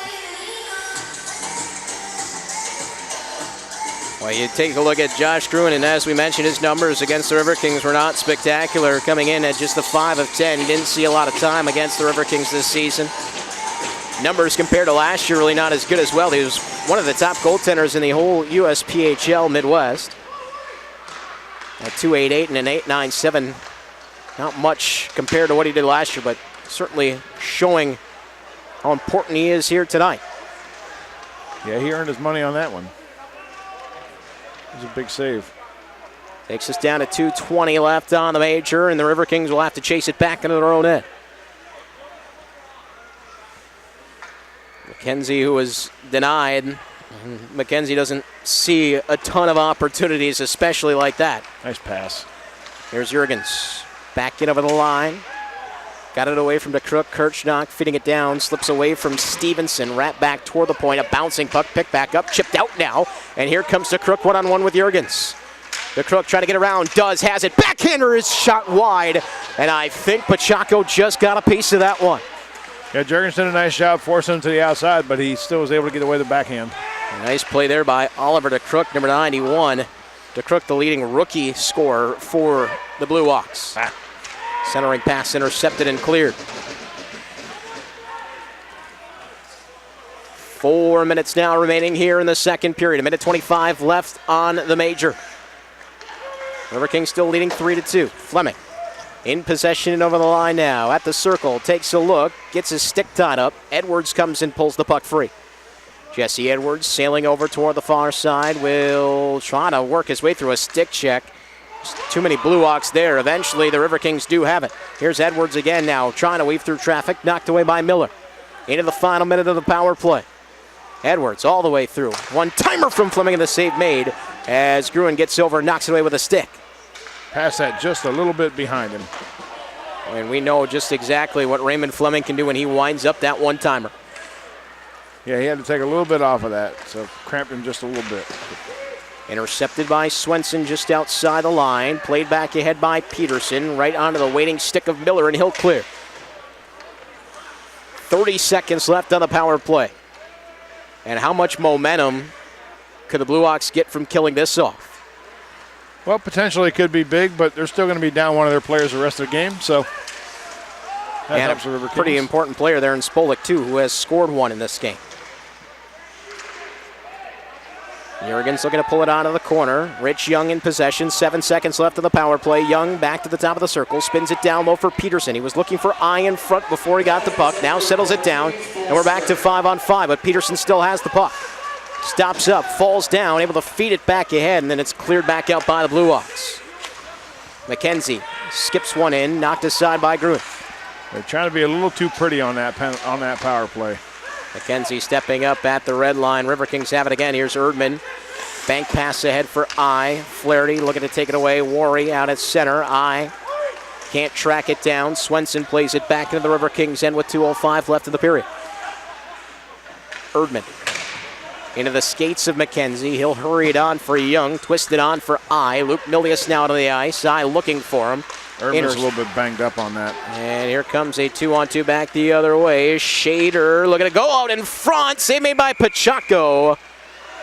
And he'll hang on. Yeah, Erdman got banged up in that check behind the net there. He's still a little rattled by that, so it's good to see him be able to make that play and force that player outside. Yeah, a little hobbled as he goes back to the bench.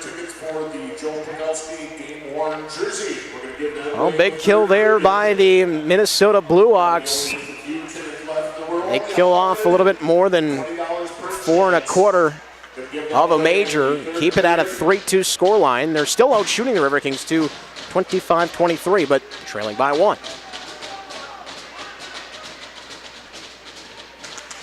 Face off to the left-hand side of the goaltender Pacheco. Steer around the boards. Jaquette knocked away. Now here comes Peterson with Edwards breaking the net mouth. DeCrook trying to catch up. Peterson with a shot. Save made by Gruen as he got the shoulder on it. And deflected up and out of play. That looked like a pitching wedge. You got golf on the mind, don't you, Paul? Yeah. It could be a little warmer out. I know. Or we could just go a little further south. Well, a lot further south. That'll be a face-off over to the right-hand side of Gruen now as we hit 93 seconds remaining in the period. Remember, the Riverkings scored late in that first to take the 3-2 lead. And here's Smith. Back out at center, chopped away by Timo I.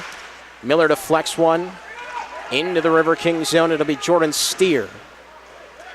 Back around, I. Flipping it back up. Fluttering puck at center to Crook right into the skates of Peterson. No call. DeCrook even looked at the official with his hands up, and I think he felt guilty on that one. He should. No call, and we'll skate 5-on-5. Hey, sometimes you get away with it. Here's Peterson. And now Krieger gets into the skates of DeCrook, so maybe a little payback there as the save is made by Gruen. Oh. And here is Peterson, feeling the harassment as he goes to the blue paint. Yeah, he got cross-checked across the face. Adam Peterson has been in this position before.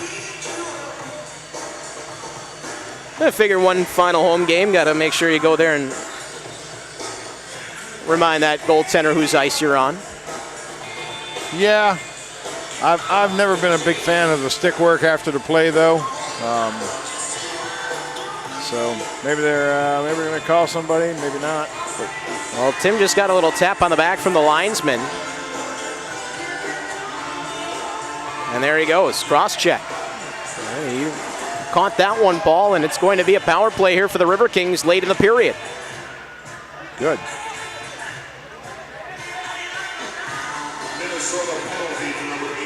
You know, as much as you don't like seeing your goaltender have company inside that blue paint, composure is a big thing. You mentioned discipline, and both sides, you can't take a penalty like that at this juncture. No, and I think that was part of that was, player safety. He had that, the cross check was way up on him. It's a good possibility to hurt somebody. Gonna go back to the line now. Jurgens is able to dip it back to the circle. A stick goes flying in front. It's Stevenson's. He'll pick it back up behind them. Down to 28 seconds left of the period. Now the BlueOx looking for a penalty as it's picked back up by Edwards. Fed out in front, and Gruen makes the save. Stevenson over to this side for Edwards. He has Erdman back at the point. Lost the handle on it. He'll have to chase it back. Monitored all the way by to Crook, who's still in there on the forecheck. Down to 8 seconds left of the period. A long pass ahead, deflected on. Bouncing puck. Flaherty back into the Riverkings zone. One final pass on for Jurgens, who tried to get a shot, but the puck was on edge. And that'll do it. Scoreline sits right where we were when we began the second period. 3-2, all the damage done on the scoreboard in that first period. Power plays aplenty. But here we stand, Paul. What are your thoughts on that second period? I think we definitely missed some opportunities there. Riverkings are showing a lot of self-control, a lot of discipline there. The Minnesota players have had a few liberties here and there, and sometimes they've been called, sometimes they've not. But I think overall the Riverkings are doing a good job of staying in control. You know, after taking that cross-check, Peterson could have very easily have gotten up and tried to address that on his own, but he decided not to and let the officials take care of it. So. And he's always been rather smart about that kind of stuff too, hasn't he? About just going there, taking the abuse, and then skating away and making sure not to do any damage of his own. Yeah, I think he was a little bit guilty last night of maybe letting his emotions get away from him at one point, but he's definitely tightened that up tonight, and he's showing his leadership abilities in more ways than one tonight. So great to see that out of the captain. Well, we have welcomed Jay Witta up to the broadcast area here. I think Art's going to go get him, so stick around with us here for just a couple of moments as we await Coach Witta of the BlueOx. We'll have a little chat with him about what he thinks of the game so far, and then discuss what might be coming up there. They've got like we said, they've got themselves in a battle here for that fourth and final home spot in the playoffs. So plenty to be thinking about there. And by the way, it has gone final at the Dodge County Ice Arena. The Minnesota Moose with a 10-1 victory over the Casson Vipers. So that means congratulations to the Minnesota Moose. They will be the 2018-2019 USPHL Premier Midwest West champions, taking it on the final night with a tiebreaker. Well, they kept it close tonight. Absolutely right. Now, here's my question. If you're the Moose, are you going to send a gift basket to the Minnesota Mullets, who took down the Hudson Havoc today? Because without the Mullets' 8-2 victory over the Havoc, the Moose would have finished second regardless. I don't know. I don't think it's too far to send some Sherry's Berries or something like that, right? Maybe. Yeah, you could send something nice. I don't know. No aid to the enemy, Matt. Right. Yeah, and never know. Those two teams could end up facing each other a little bit later on, too. Of course, if the Riverkings take care of business, they'll be looking potentially to see the Moose at some point. But that would kind of set us up where we thought we might be. That puts the Moose at the top spot, puts the Havoc in second, Riverkings third. Still undecided what's going to happen here, 4 and 5. 6 we know will be the Mullets. The Ducks will go on the road to take on Hudson. And by the way, the Ducks beat Hudson twice this year. Really? I'm just going to say that. It was in the Dells, wasn't in Hudson, but the Ducks at that 2-7 matchup, watch out for it. That duck might quack. You got to watch out for that. You just never know. The Ducks are a team that have been kind of dangerous this season. Ask the BlueOx. The Ducks beat them twice. They beat the Riverkings once, beat Hudson. So they're a team that is not one you ever really want to count out. They're not predictable. Very unpredictable. And I would say as much, too, about the Minnesota Mullets and how well they played against Wisconsin Rapids and a lot of other teams this year as well. So that 3-6 matchup for the Riverkings next week is certainly going to be one that they'll want to concentrate on. And Marty Quarters and I were actually talking down in his office before the game, and he said the thing that scares him the most about the Minnesota Mullets is they never play 2 bad games in a row. So if you catch them on a bad night once, you can pretty much be assured that the next night you're not going to catch them playing badly again, which, if you mind your P's and Q's, doesn't make a difference, but Correct. I've seen it on this ice before. The Mullet's taken a 4-0 victory. So It's okay if the other team plays a good game. We that's just need to all play I'm a saying. great game. All I'm saying is tune in. Absolutely. Tune in. You're not going to want to miss it. Absolutely. All right, but that is down the road in the future. That's next week. We know that we're 13 minutes away from period number 3 here. The Riverkings trying to hold on to a 3-2 lead. If Jay Witta does make his way up here to join us, we'll cut in. If not, we'll see you for the third in a few moments. Welcome back, everyone, as we get set to begin the third period here from the Southwood County Rec Center. The Minnesota BlueOx here on the weekend trying to even things up with the Wisconsin Rapids Riverkings, but they trailed by a goal. The Riverkings leading 3-2 after 40 minutes. Matt Panier, Paul Kennedy joining you here on Hockey TV and Wisconsin Rapids Community Media. All of the damage done in the first period. Second period, Paul, a little bit of damage to the penalty sheet, but nothing more to the scoreboard. Yeah, we missed some opportunities there on the power play, especially with that 5-minute major. But starting up the third here, I think both teams better tighten up the chin straps on the helmet.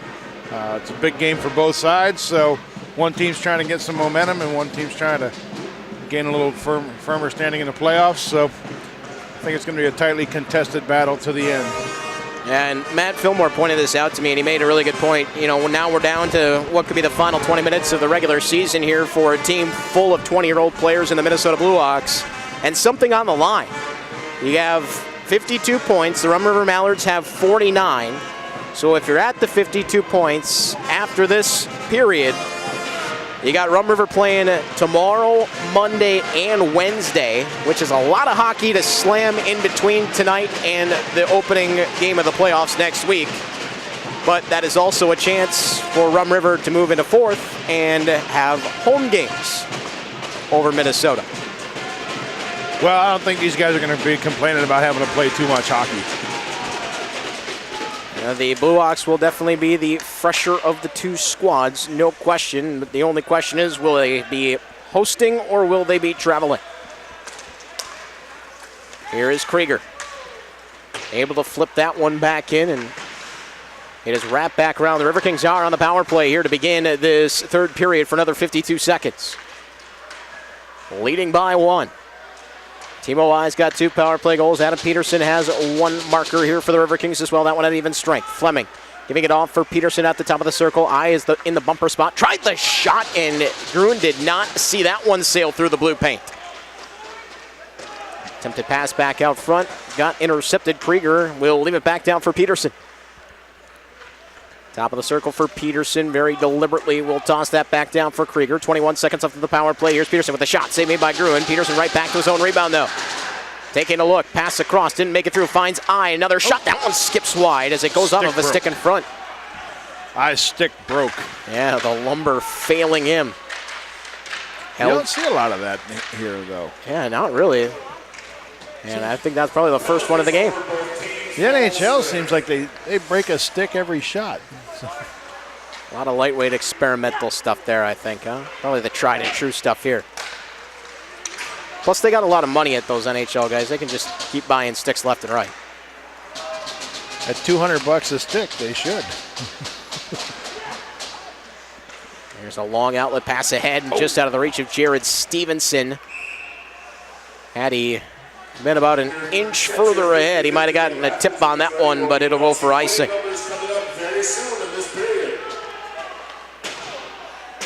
The other half of Eye's stick being brought over by the linesman is, there we see.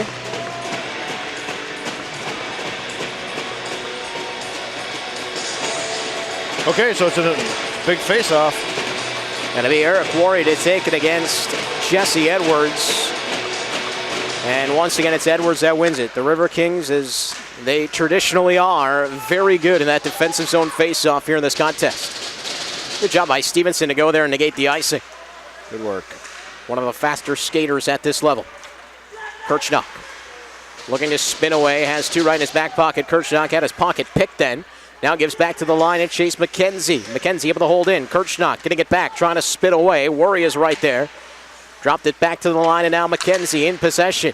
And we're back to 5-on-5. Here's Edwards working the top of the circle on the near side. Try the shot. Save made by Gruen. Bouncing puck still loose. And then eventually fed back out to center. Well, it'd be nice to see McKenzie get one tonight. He got robbed in the last period. Yeah, he had maybe the best opportunity of the contest that didn't find its way to the back of the net. Huge save there by Josh Gruen. Wide open net on a one-timer, and McKenzie certainly got a lot of it. This will be blown down on an offside.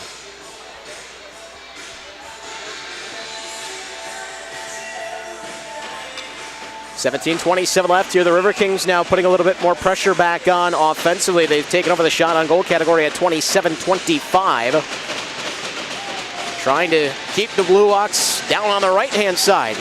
Now Hansen's trying to get a little bit going with Milius there. He seems to be willing to try and take somebody on here. I don't know that he's quite the size to back that up. Oh, well, let's see if he gets anything going here. Here's Steer trying to get away from him. Steer's still with the puck down in the corner. He'll meet with Jaquette, who wrestles the puck away from him. Back ahead, and here's Smith. A little miscommunication with Hansen as it's shoveled all the way back over to this side. Now Milius shoving it back down into BlueOx territory. Nick Miller setting up back behind for Kester. This one deflects up and out of play. Well, you know, there's not a lot going on right now, Matt, but the good news is it's all down at the BlueOx's end of the rink. Right, and the Riverkings will be very happy just to keep things down there. Absolutely. And it's something that we've seen out of the Riverkings a bit in the past year, too, is they really clamp down in the third period, especially with leads in this season. The Riverkings win leading after two, 15-0. They have allowed only 34 third period goals this season. Here's Jurgens. Tossing it back down low. We should mention also that stat is a bit skewed because they counted some of the second half goals in those showcase games as third period goals, so kind of hard to really put your finger on exactly when those were scored. Here's one of the stars from the game last night. Max Moore. Tried chipping that one free. It'll go off of Emery, and now back out at center, Colin Moore. Nice footwork. Riverkings are happy. You can hear that bench saluting every time the puck goes back into BlueOx territory. Emery trying to chase it back out at center. Here's Fleming for Colin Moore. Intercepted by DeCrook and carried back ahead. Wrist shot, save made by Pacheco, and he'll hang on.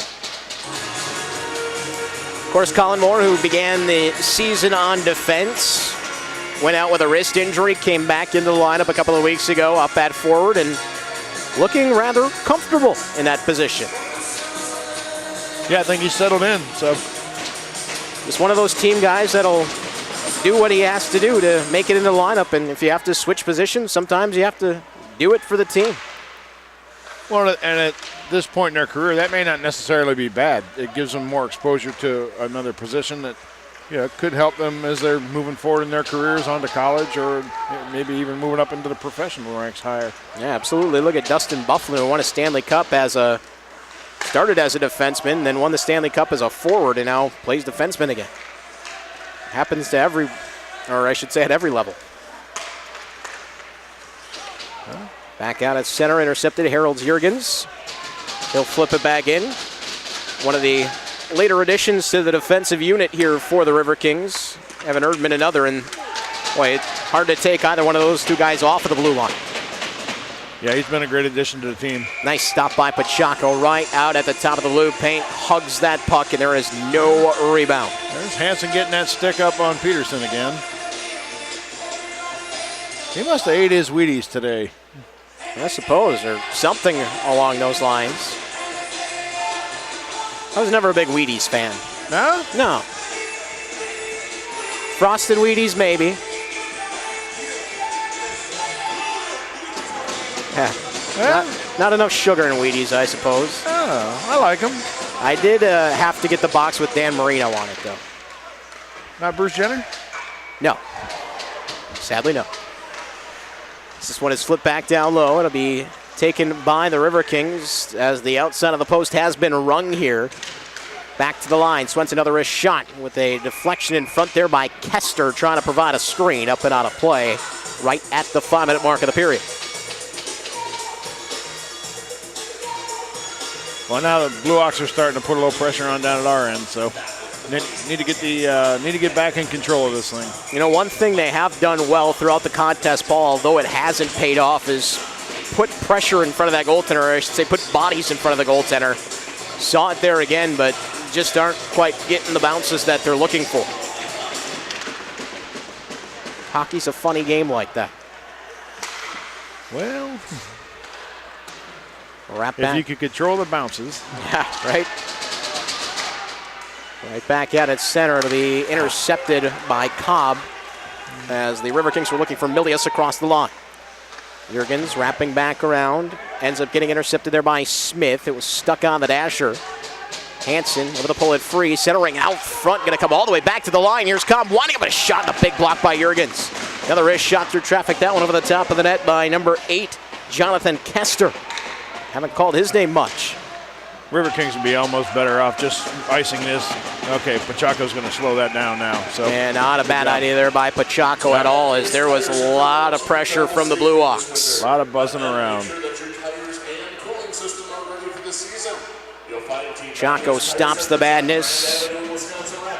And that's going to allow the BlueOx to send out one of their top lines with Emery, Tim, and DeCrook. Starting to feel a little momentum here, starting to put a little pressure on the Riverkings, and they will counter with their top line of Krieger, I, and Peterson. Well, it's okay to feel a little pressure at this point, too. It's not going to get any easier the remainder of the season, so you need to be prepared. BlueOx have come back twice in 12 attempts this season when trailing after 2. There's Jaquette. Bounces one right in, and it's DeCrook denied right in front. Got a backhander in with a bouncer right on the doorstep. That was a smart play by I there. Just get it out of the zone. Now here's Krieger one-on-one with the defender. Try the shot. It got chopped up over the top of the net and out of play. Well, the last time the last time the BlueOx came back when trailing after 2, they were down 3-2. I should say 3-2, and then scored 3 in the third against the Minnesota Mullets. That was back on February the 3rd. And then came back against the Havoc down after 2. So those are tough clubs to come back on. Absolutely.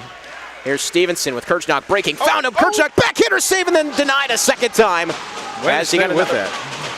Rooney got that pad down. Had a couple cracks at it, though. Across the line, here's Edwards. Switches with Stevenson, but finds Steer instead. Steer with a shot deflected, loose at the side of the net. Miller had tied up Stevenson. Wrap back over to this side. Here's Jaquette able to get it back out to center. So the Riverkings turn things back around a little bit here. It's going to be a hand pass whistled. And that'll be charged to the Riverkings, but after the BlueOx start to get their offense going, the Riverkings counter. 8-5-3-3-2-8. Riverkings asking some questions of that hand pass. It'll bring the face-off all the way back down into their own zone. Yeah, it seemed to be a little bit of a soft call. Worry with Enderle. And then deflected ahead there by Timo I. Big check on the board on I. Swenson with a pass ahead, misses Worry, picked up by Harold Jurgens. He'll just bounce one in, and that one changed direction. Looked like it was going to the blocker, then hit the glove of Gruen. It's interesting tonight. The puck is not bouncing around as much as what it did last night. It was really hard to control the players last night. The puck just wouldn't slip flat. So. Yeah, a bit of extra hockey happening here on the weekend. Some youth hockey before this contest. Gruen just going to jump out and make sure that he hangs on to that one. 12:34 remains here in the third. We're still at a 3-2 scoreline in favor of the Riverkings, trying to hold on for the weekend sweep.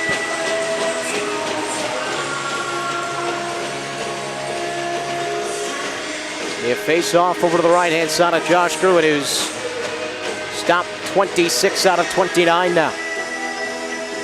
What's Krieger doing out there? A quick word there with the linesman before heading back to the bench. Not sure what that was about.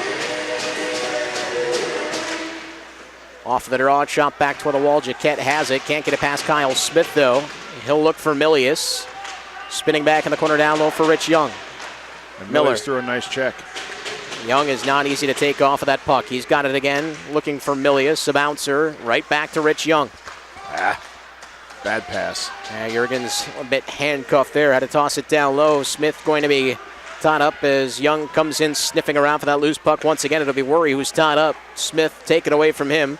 Wrapped back around by Jaquette, played back ahead, and now here comes a chance for Shader. And he has Worry breaking in, feeds it that way, and the pass is deflected away by Jurgens. Nice job by Milius there, hustling to get down back. Low, Worry tried the stuff, and he got tied up by Jurgens. Enderle, he has been dangerous. Number 22 for the BlueOx. Shader again, centering pass intercepted, cleared back to the line and out. Boy, how many times have we seen the BlueOx just kind of going back the other way and creating some chances with that speed? This line in particular. Yeah, they got it cranked up. Hansen's back out there. Has been a thorn in the side all night. Flaherty with it to try to get away from Colin Moore. Dips the shoulder, bounces one in. Took a hit for his troubles. It'll be Steer. Over for Fleming, off of the boards. Ends up hitting the ref. And out back to the boards, Tanner Day with a pass. Intercepted by Swenson with a shot. Save made. Rebound loose, and it gets chopped wide. That was a bad pass. Yeah, dangerous play. Got to be very careful about passing across your own zone. There's a one-timer from Hansen. Save made, and Pacheco will hold on. Turn that around and put it off the boards instead next time. And I think Tanner Day just got a tongue lashing there from Fleming. Took off his glove and pointed. Yep. Well, that's great to see that leadership out of him. And, of course, Day, one of the younger players, just at 2,000, so still 2 years of eligibility left for him. And got to remember, these are young players, and there's still a lot that you got to calculate in this game of hockey. Well, I'm sure as the closer it gets to the end, the more anxious they're going to start getting. And it's up to the veterans on this team to really display that leadership and tell them, hey, here's what you should be doing. Right. I once had a coach tell me the boards are always open. Here's Tim. Trying to chip it around McKenzie. He'll rough him up. Bouncing puck out of the circle, swung by to Crook, deflected off of Jurgens, who's starting to make a pretty good defensive presence of himself here in this third period. Pass back ahead, Edwards. Stevenson nudged off of the puck by Cobb over to this side, Emery. McKenzie sends it in off of the glass. Looks like Stevenson might catch up to it first. Indeed he does. Chopped at the side of the net, and Gruen just decides a whistle is the best option here. Hey, nice catch on the stick that got flipped up in the air. Yeah, Edwards gets another one. Oh, look at that. Well, he's lost his a couple times, so I think it's good that he finds an extra one. Kind of like the one-up in Mario, right? You yeah. get the extra life. Yeah. Get the extra stick. Save it for later. Face off over to the right-hand side of Gruen. Riverkings win it. Peterson with a shot deflected up and over the netting. That is something we have seen so much out of the Riverkings, and I know I harp on it pretty much every single time I'm here watching a game, but you just have to love the offense that this team can generate off of a face-off win. Yeah, I think they could do a little bit better job of using the point men. But you can't. It's hard to argue with just taking a shot. You never know what's going to happen. Here's I. He'll try a long wrist shot. Gruen just going to hold on, and now we're starting to see a little bit more out of this veteran goaltender, Josh Gruen, and how he's looking to slow things down at every opportunity, grabbing the puck, hanging on to it, getting the whistle, getting his team those restarts. Well, I don't know if that necessarily benefits them, though. They're down in this game, and they need to make things happen, not try and slow things down. Well, could try to settle them down a little bit here, as things have been a bit shaky for the BlueOx after a bit of a flurry. There's been a lot of momentum swings back and forth in this period. So there have it. It's been a game of momentum swings. It's been a good one here from the Southwood County Rec Center, second night in a row, and this time it's iced as we've gone past the halfway point of the third. Shots now even at 30. Scoreboard still favoring the Riverkings.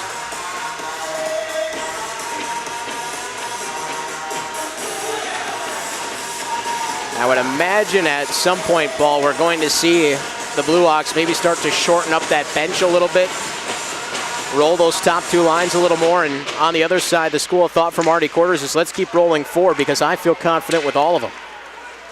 There's a second broken stick of the night. Erdman with a hit. Now that one over the head of Pacheco. Miller will try to hurry a shot, and Pacheco on the other side doing what he's watching Gruen do on the other side. He slows it down now, and he'll get the whistle. That's a smart move on his part. Riverkings just need to control the puck, control the clock, and not take any dangerous plays like they did the last time they were down here where they're crossing across the ice. Shot out of the face-off, just wide by to Crook. Miller lost the handle on it. It's Peterson deflecting it off of Oliver to Crook and picked back up by Jaquette. Long outlet pass ahead. That spun Tim around, and that's going to be an icing, although the BlueOx didn't want it. It'll be whistled down and a face-off down in their end.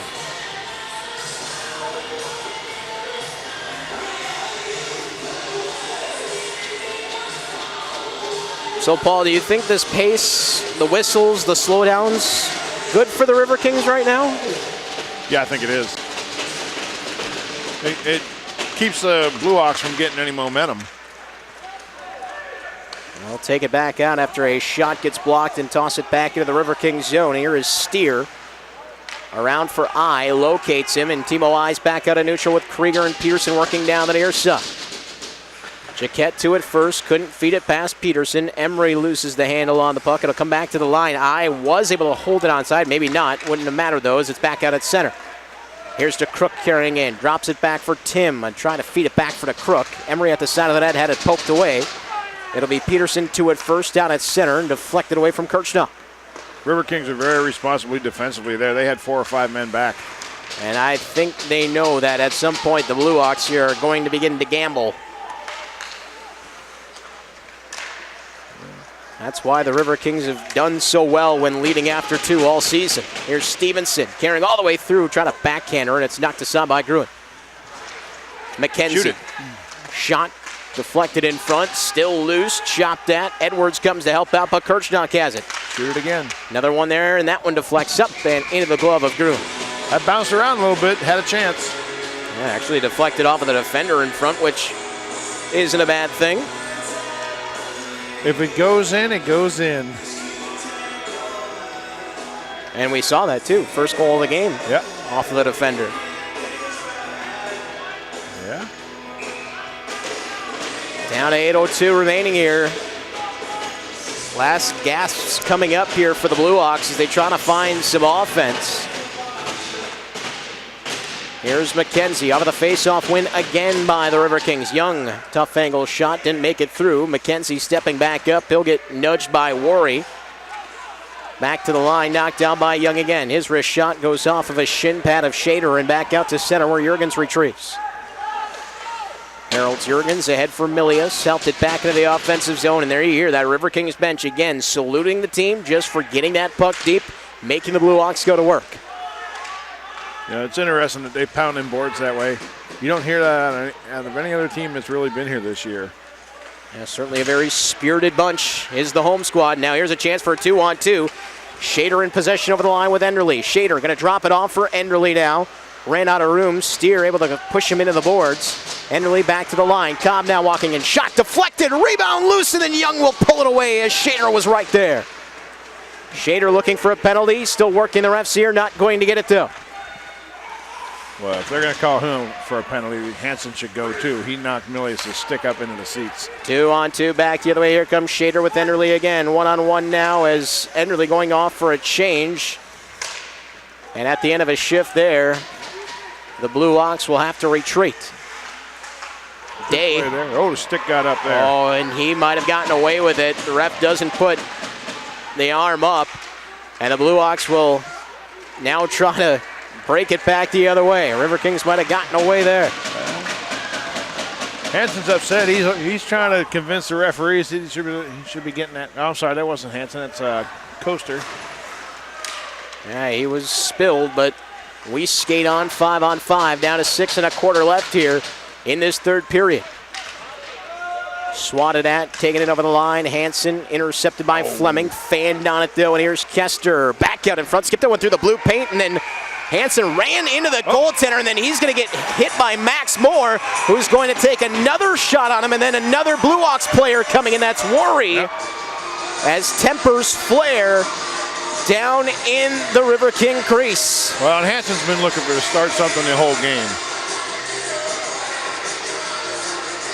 He started before the opening faceoff with Peterson over here in the faceoff circle at center ice. So I think he finally found somebody who said, you know, enough's enough. Yeah, Pacheco had some company in his crease there in Hansen. And I don't know if he was originally going to be called for goaltender interference. He actually got shoved into the goaltender by Erdman. And then Moore came in and landed a couple of blows. Well, I don't know if Moore really did that intentionally. You know, sometimes that ice gets a little choppy down there. He may have slipped. Well, it'll be Hansen in the box. I'm guessing he's going for goaltender interference. Moore probably for what happened after the whistle.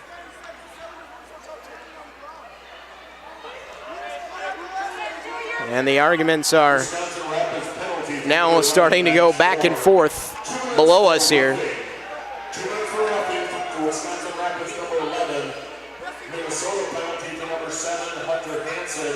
2 minutes for interference. So Hansen 2 on the interference. Minnesota number 7. And then 2 on the other side for Moore for the stuff after the whistle.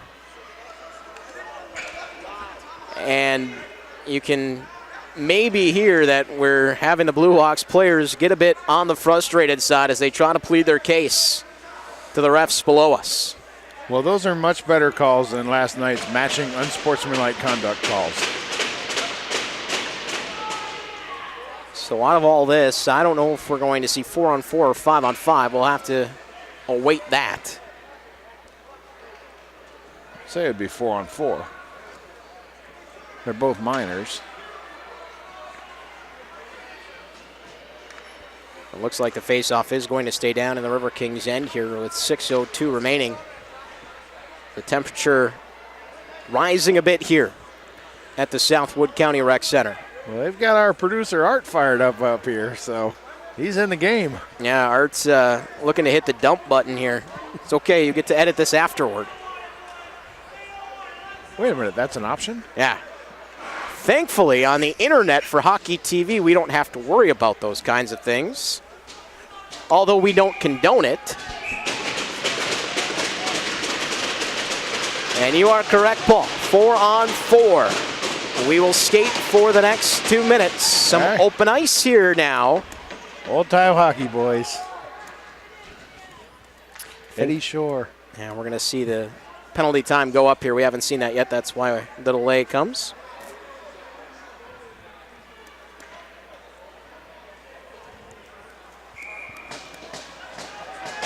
Well, it'll be the Crook and Tim who are out there as the 2 for the BlueOx, and they've been pretty dangerous. On the other side, it's Peterson and Krieger.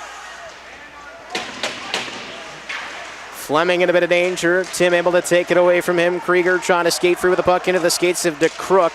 Trying to pick the pocket of Krieger, but he got it to Peterson.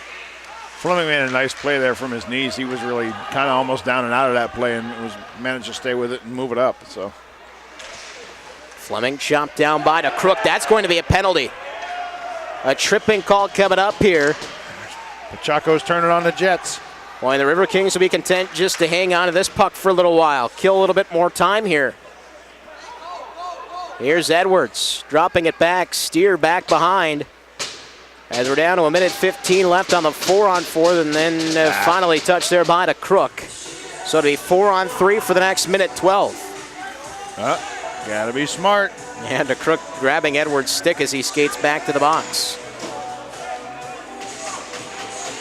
Tripping call now, 5:14 left here in the third. The River Kings will get a 4-on-3, leading a 3-2, and a good opportunity here for some insurance.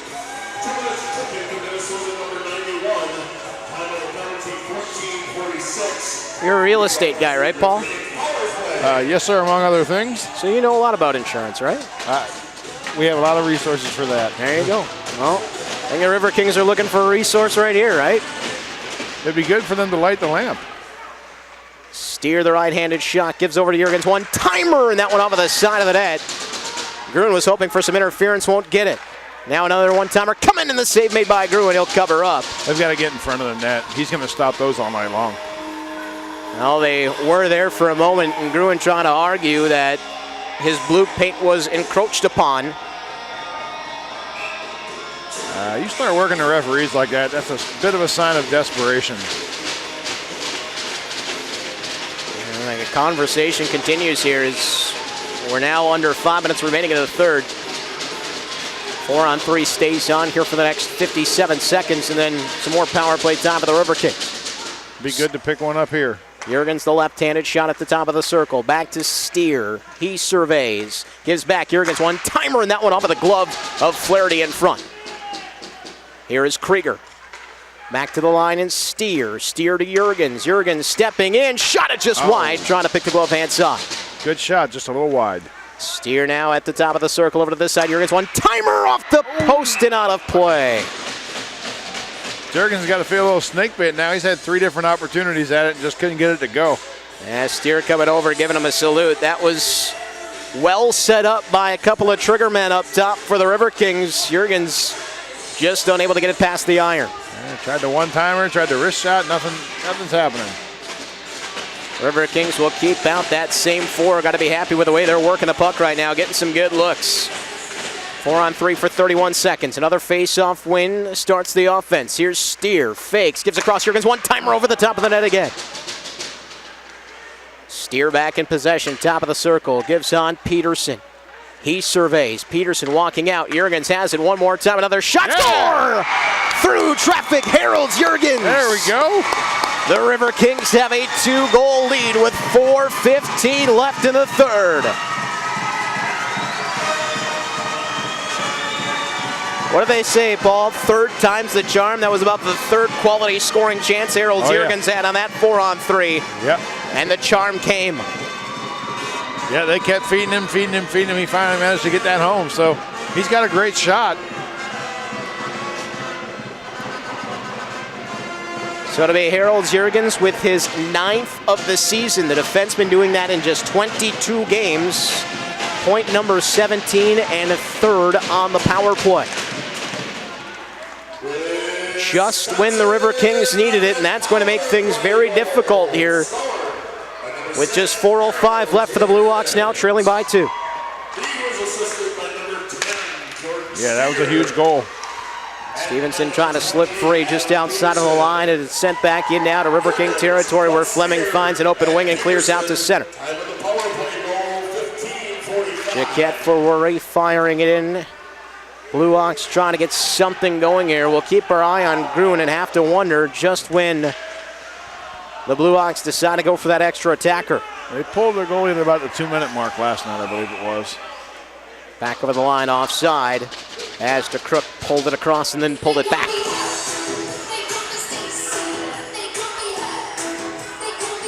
Well, a reminder that we're back in action here next week for the playoffs. You'll have to check out the social media pages for the start time for certain, but we imagine Friday, Saturday, and Sunday here. Riverkings hosting the Minnesota Mullets in the 3-6 matchup. Playoffs next week. Riverkings are just trying to win the game tonight. Right. But we know we're back next week. And there is a big collision as Stevenson comes running back in. This one gets deflected up. Yeah, they're probably going to want to talk to him after running into the goalie a little bit. Across the line, Enderle, who's got 1 in this contest and 2 on the weekend. Pass back now, Kirchnock. Chops it back into the zone, and there you hear the salute again from that Riverkings bench. They have made life difficult for the offense of the BlueOx in this third period. Yep, good to see him tying them men up in the zone and not letting them just stand around that crease. Total of 7 shots here is now Gruen is out for the extra attack. Skrr, and that one just wide. Will be called for icing.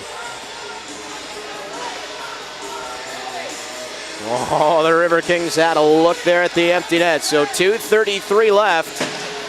Jay Witta calling for the timeout.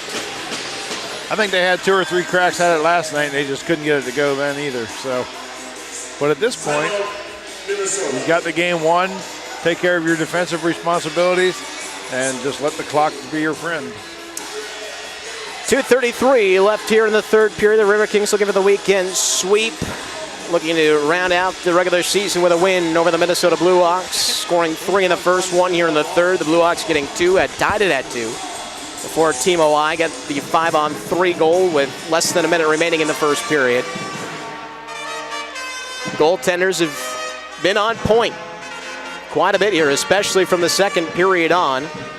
Josh Grun, the veteran goaltender for the BlueOx, stopping 28 out of 32 on the other side. Dom Pachaco's been pretty solid. Maybe a star of the game. I don't know. We're going to have to find out what happens over the next 2:33, but he stopped 30 of 32. He's had a good night. And like we said, that raises some questions about next week. We don't want to get too far ahead of ourselves, but you got the playoffs and you got 2 goaltenders performing pretty well. Yeah. I think a lot of it's going to depend on, how many games. I don't know that one goaltender plays all 3 games if it goes to that far. Yeah, because you still have Gio in there too, and Podlinski, and see what he might have to do if at some point he gets called on. So I think the guys in front of them are pretty comfortable with the last line of defense, regardless of who's back there. All right, so the BlueOx drawing some things up. They will send out DeCrook, Tim, Swenson, Enderly, Jaquette, and Miller as their 6. Another face-off win for the Riverkings. Back to the line, chop back ahead now, knocked down toward the empty net, but wide. Peterson will win the race, though. Get there. No icing. He got there before Jaquette. Nice job, Captain. Here is DeCrook now winding up. Pass intercepted at center across the line, but that's offside as Tim had jumped in too soon. Oh, and that's going to bring the face-off back, too. That should bring their goaltender back in. It very well could. Let's see what they do here.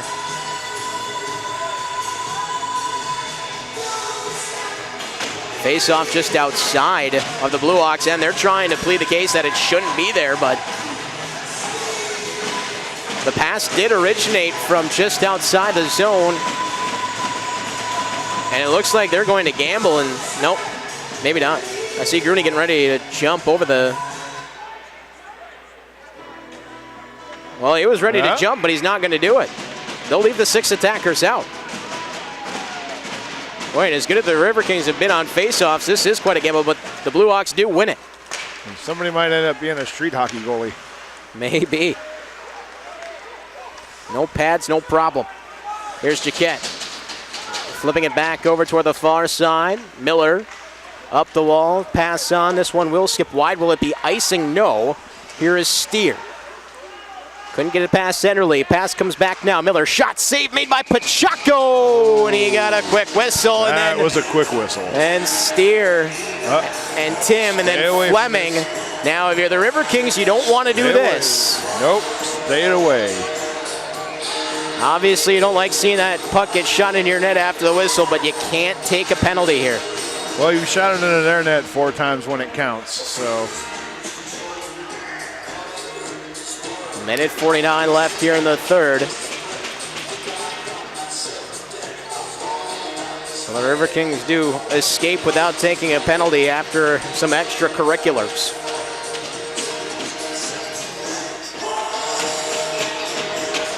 Looked like there may have been a little extracurricular on the way back to the bench there. I saw that too. Face off over to the right-hand side of Pachaco to be DeCrook to take it against Jesse Edwards now. A little bit of an early move there, but the face-off is down and Edwards wins it. Wrapped around I, can't clear. Bounce back toward the line. It'll be Swenson back for the Crook. Long wrist. Shot deflected. Save made. Rebound cleared. And now here's Edwards catching up with an empty net. He scores! A minute 32 left in the third. The Riverkings now lead 5-2.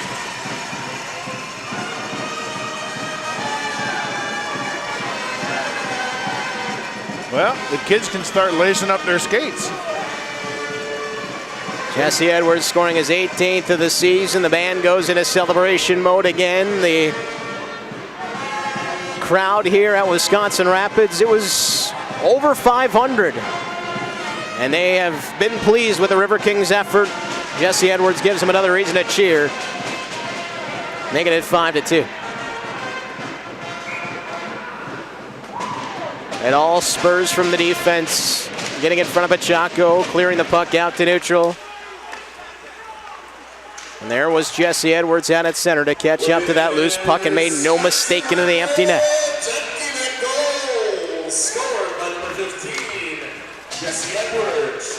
Chopped out of neutral, sent back in by Kester, where to be behind Pachaco now. So we talked about the Riverkings and what they needed to do in this game. You wanted to see a bit more urgency out of them, Paul, and I think really where we saw it was in that first period, taking the 3-2 lead, but the penalty kill so much better than it had been in this series. Yeah, and I think they did a much better job tonight being responsible and defensively, not letting Minnesota be so freewheeling. They're actually going to give Dom Pachaco an assist on that. So we had mentioned 19 players had scored a point or notched a point against the BlueOx this season. Put Pachaco on the list now. Well, the BlueOx pull the goalie again. I'd like to see Pachaco get a shot. Yeah, you know, with 3 goals ahead, you can risk it a little bit, right? All right. 37 seconds left. Looks like the captain's going to stay on the bench now, so Peterson's going to sit and watch this for a bit. And on Pachaco, and he'll cover up. So now we can start foreshadowing a little bit here. The Riverkings next week, Minnesota Mullets. We talked about it, a team that can be very, very tough. Good challenge coming up here next week in that 3-6 matchup. And of course that 4-5 is going to be good as well between the BlueOx and the Mallards. Now the question is, where is that going to be played? And the Mallards probably watching this game very intently, and they may be pretty pleased right now. Maybe one final opportunity coming up here, and it's more and more. Max with it, shot it over the top of the net. He had Colin with. Up into the netting and out of play. Shot that a little bit too high. More and more, looking for more at the end, huh? Just a bit more. Just a bit more. 6.3 left, and the Riverkings have found a way to get it done here again. When leading after 2, they've found ways to shut teams down all season. It's how you find your way to a top 3 spot. And a home playoff series coming up next week as they take the 5-2 victory in the weekend sweep over the Minnesota BlueOx. It's a great victory, and they looked a lot better tonight than what they did last night. They had more jump in their step. They were responsible defensively. They played the man well. Great job. Looking forward to seeing them going in the playoffs. So just announced overhead here, 7 o'clock next Friday, 7:30 Saturday, and 7 on Sunday if necessary from the Southwood County Rec Center as the Riverkings will take on the Minnesota Mullets. Well, now we get into the part of the season where everything resets. Everybody's 0-0, and if you're the Riverkings, you're healthy. You've had a strong end to the 2018-2019 season. You're getting scoring throughout the lineup. You're getting good defensive play. You're getting good goaltending. What's going to stop the Riverkings in the playoffs? What's going to be their success? I think they've got to come out on fire every game.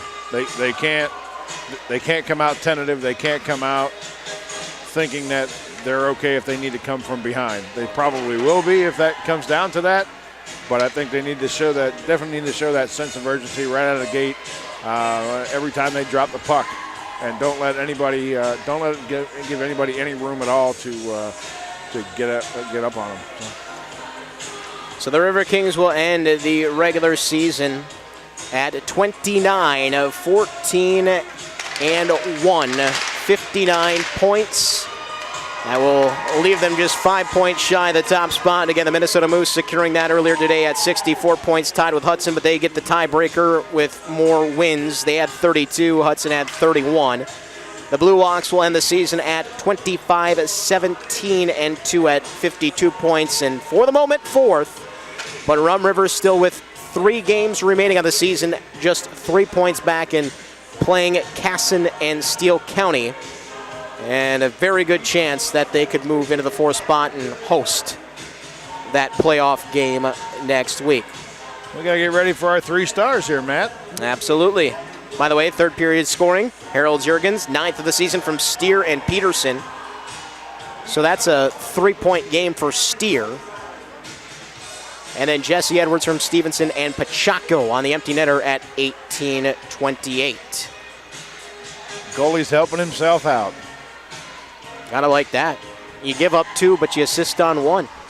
So that's kind of like you only gave up 1, right? That's what that'd be my argument. But I was a former goalie. Ends up stopping 32 out of 34 tonight.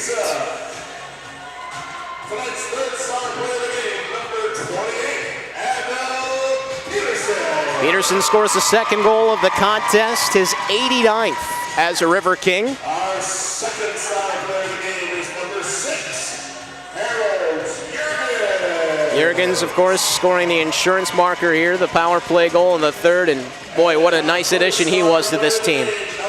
Great job by him tonight and all season long. Dom Pachaco with another solid performance here against the Minnesota BlueOx. Like we said, he stopped 40 of 45 the first time these two teams met, and comes up with 32 on 34 here today. Yeah, he had a good night. Well, Paul, now we hit the second season. Playoff hockey coming up here next week. Players always tell you it's a little bit different. It's hard to end the season. All the I's got to be dotted, all of the T's need to be crossed. Yeah, you got to be ready to go right away, and the Riverkings, I'm willing to bet that Coach Corders will have them fired up and rolling, and it should be an exciting weekend here next weekend from the South Wood County Recreation Center. All right, we hope to see you then again. 7 o'clock coming up here on Friday, 7:30 on Saturday, 7 o'clock if necessary on Sunday. Great to have you folks on board here on Wisconsin Rapids Community Media and Hockey TV. Thanks to Zach, Matt, Art, the whole squad here. Everybody's done a fantastic job. Looking forward to some playoff hockey, Paul. It's coming up next week. Absolutely. Going to be a lot of fun. Going to be a lot of fun. Enjoy the rest of your weekend, everyone, the rest of your Saturday night, and until we see you for playoff hockey here next weekend, please stay out of trouble. Good night, everyone.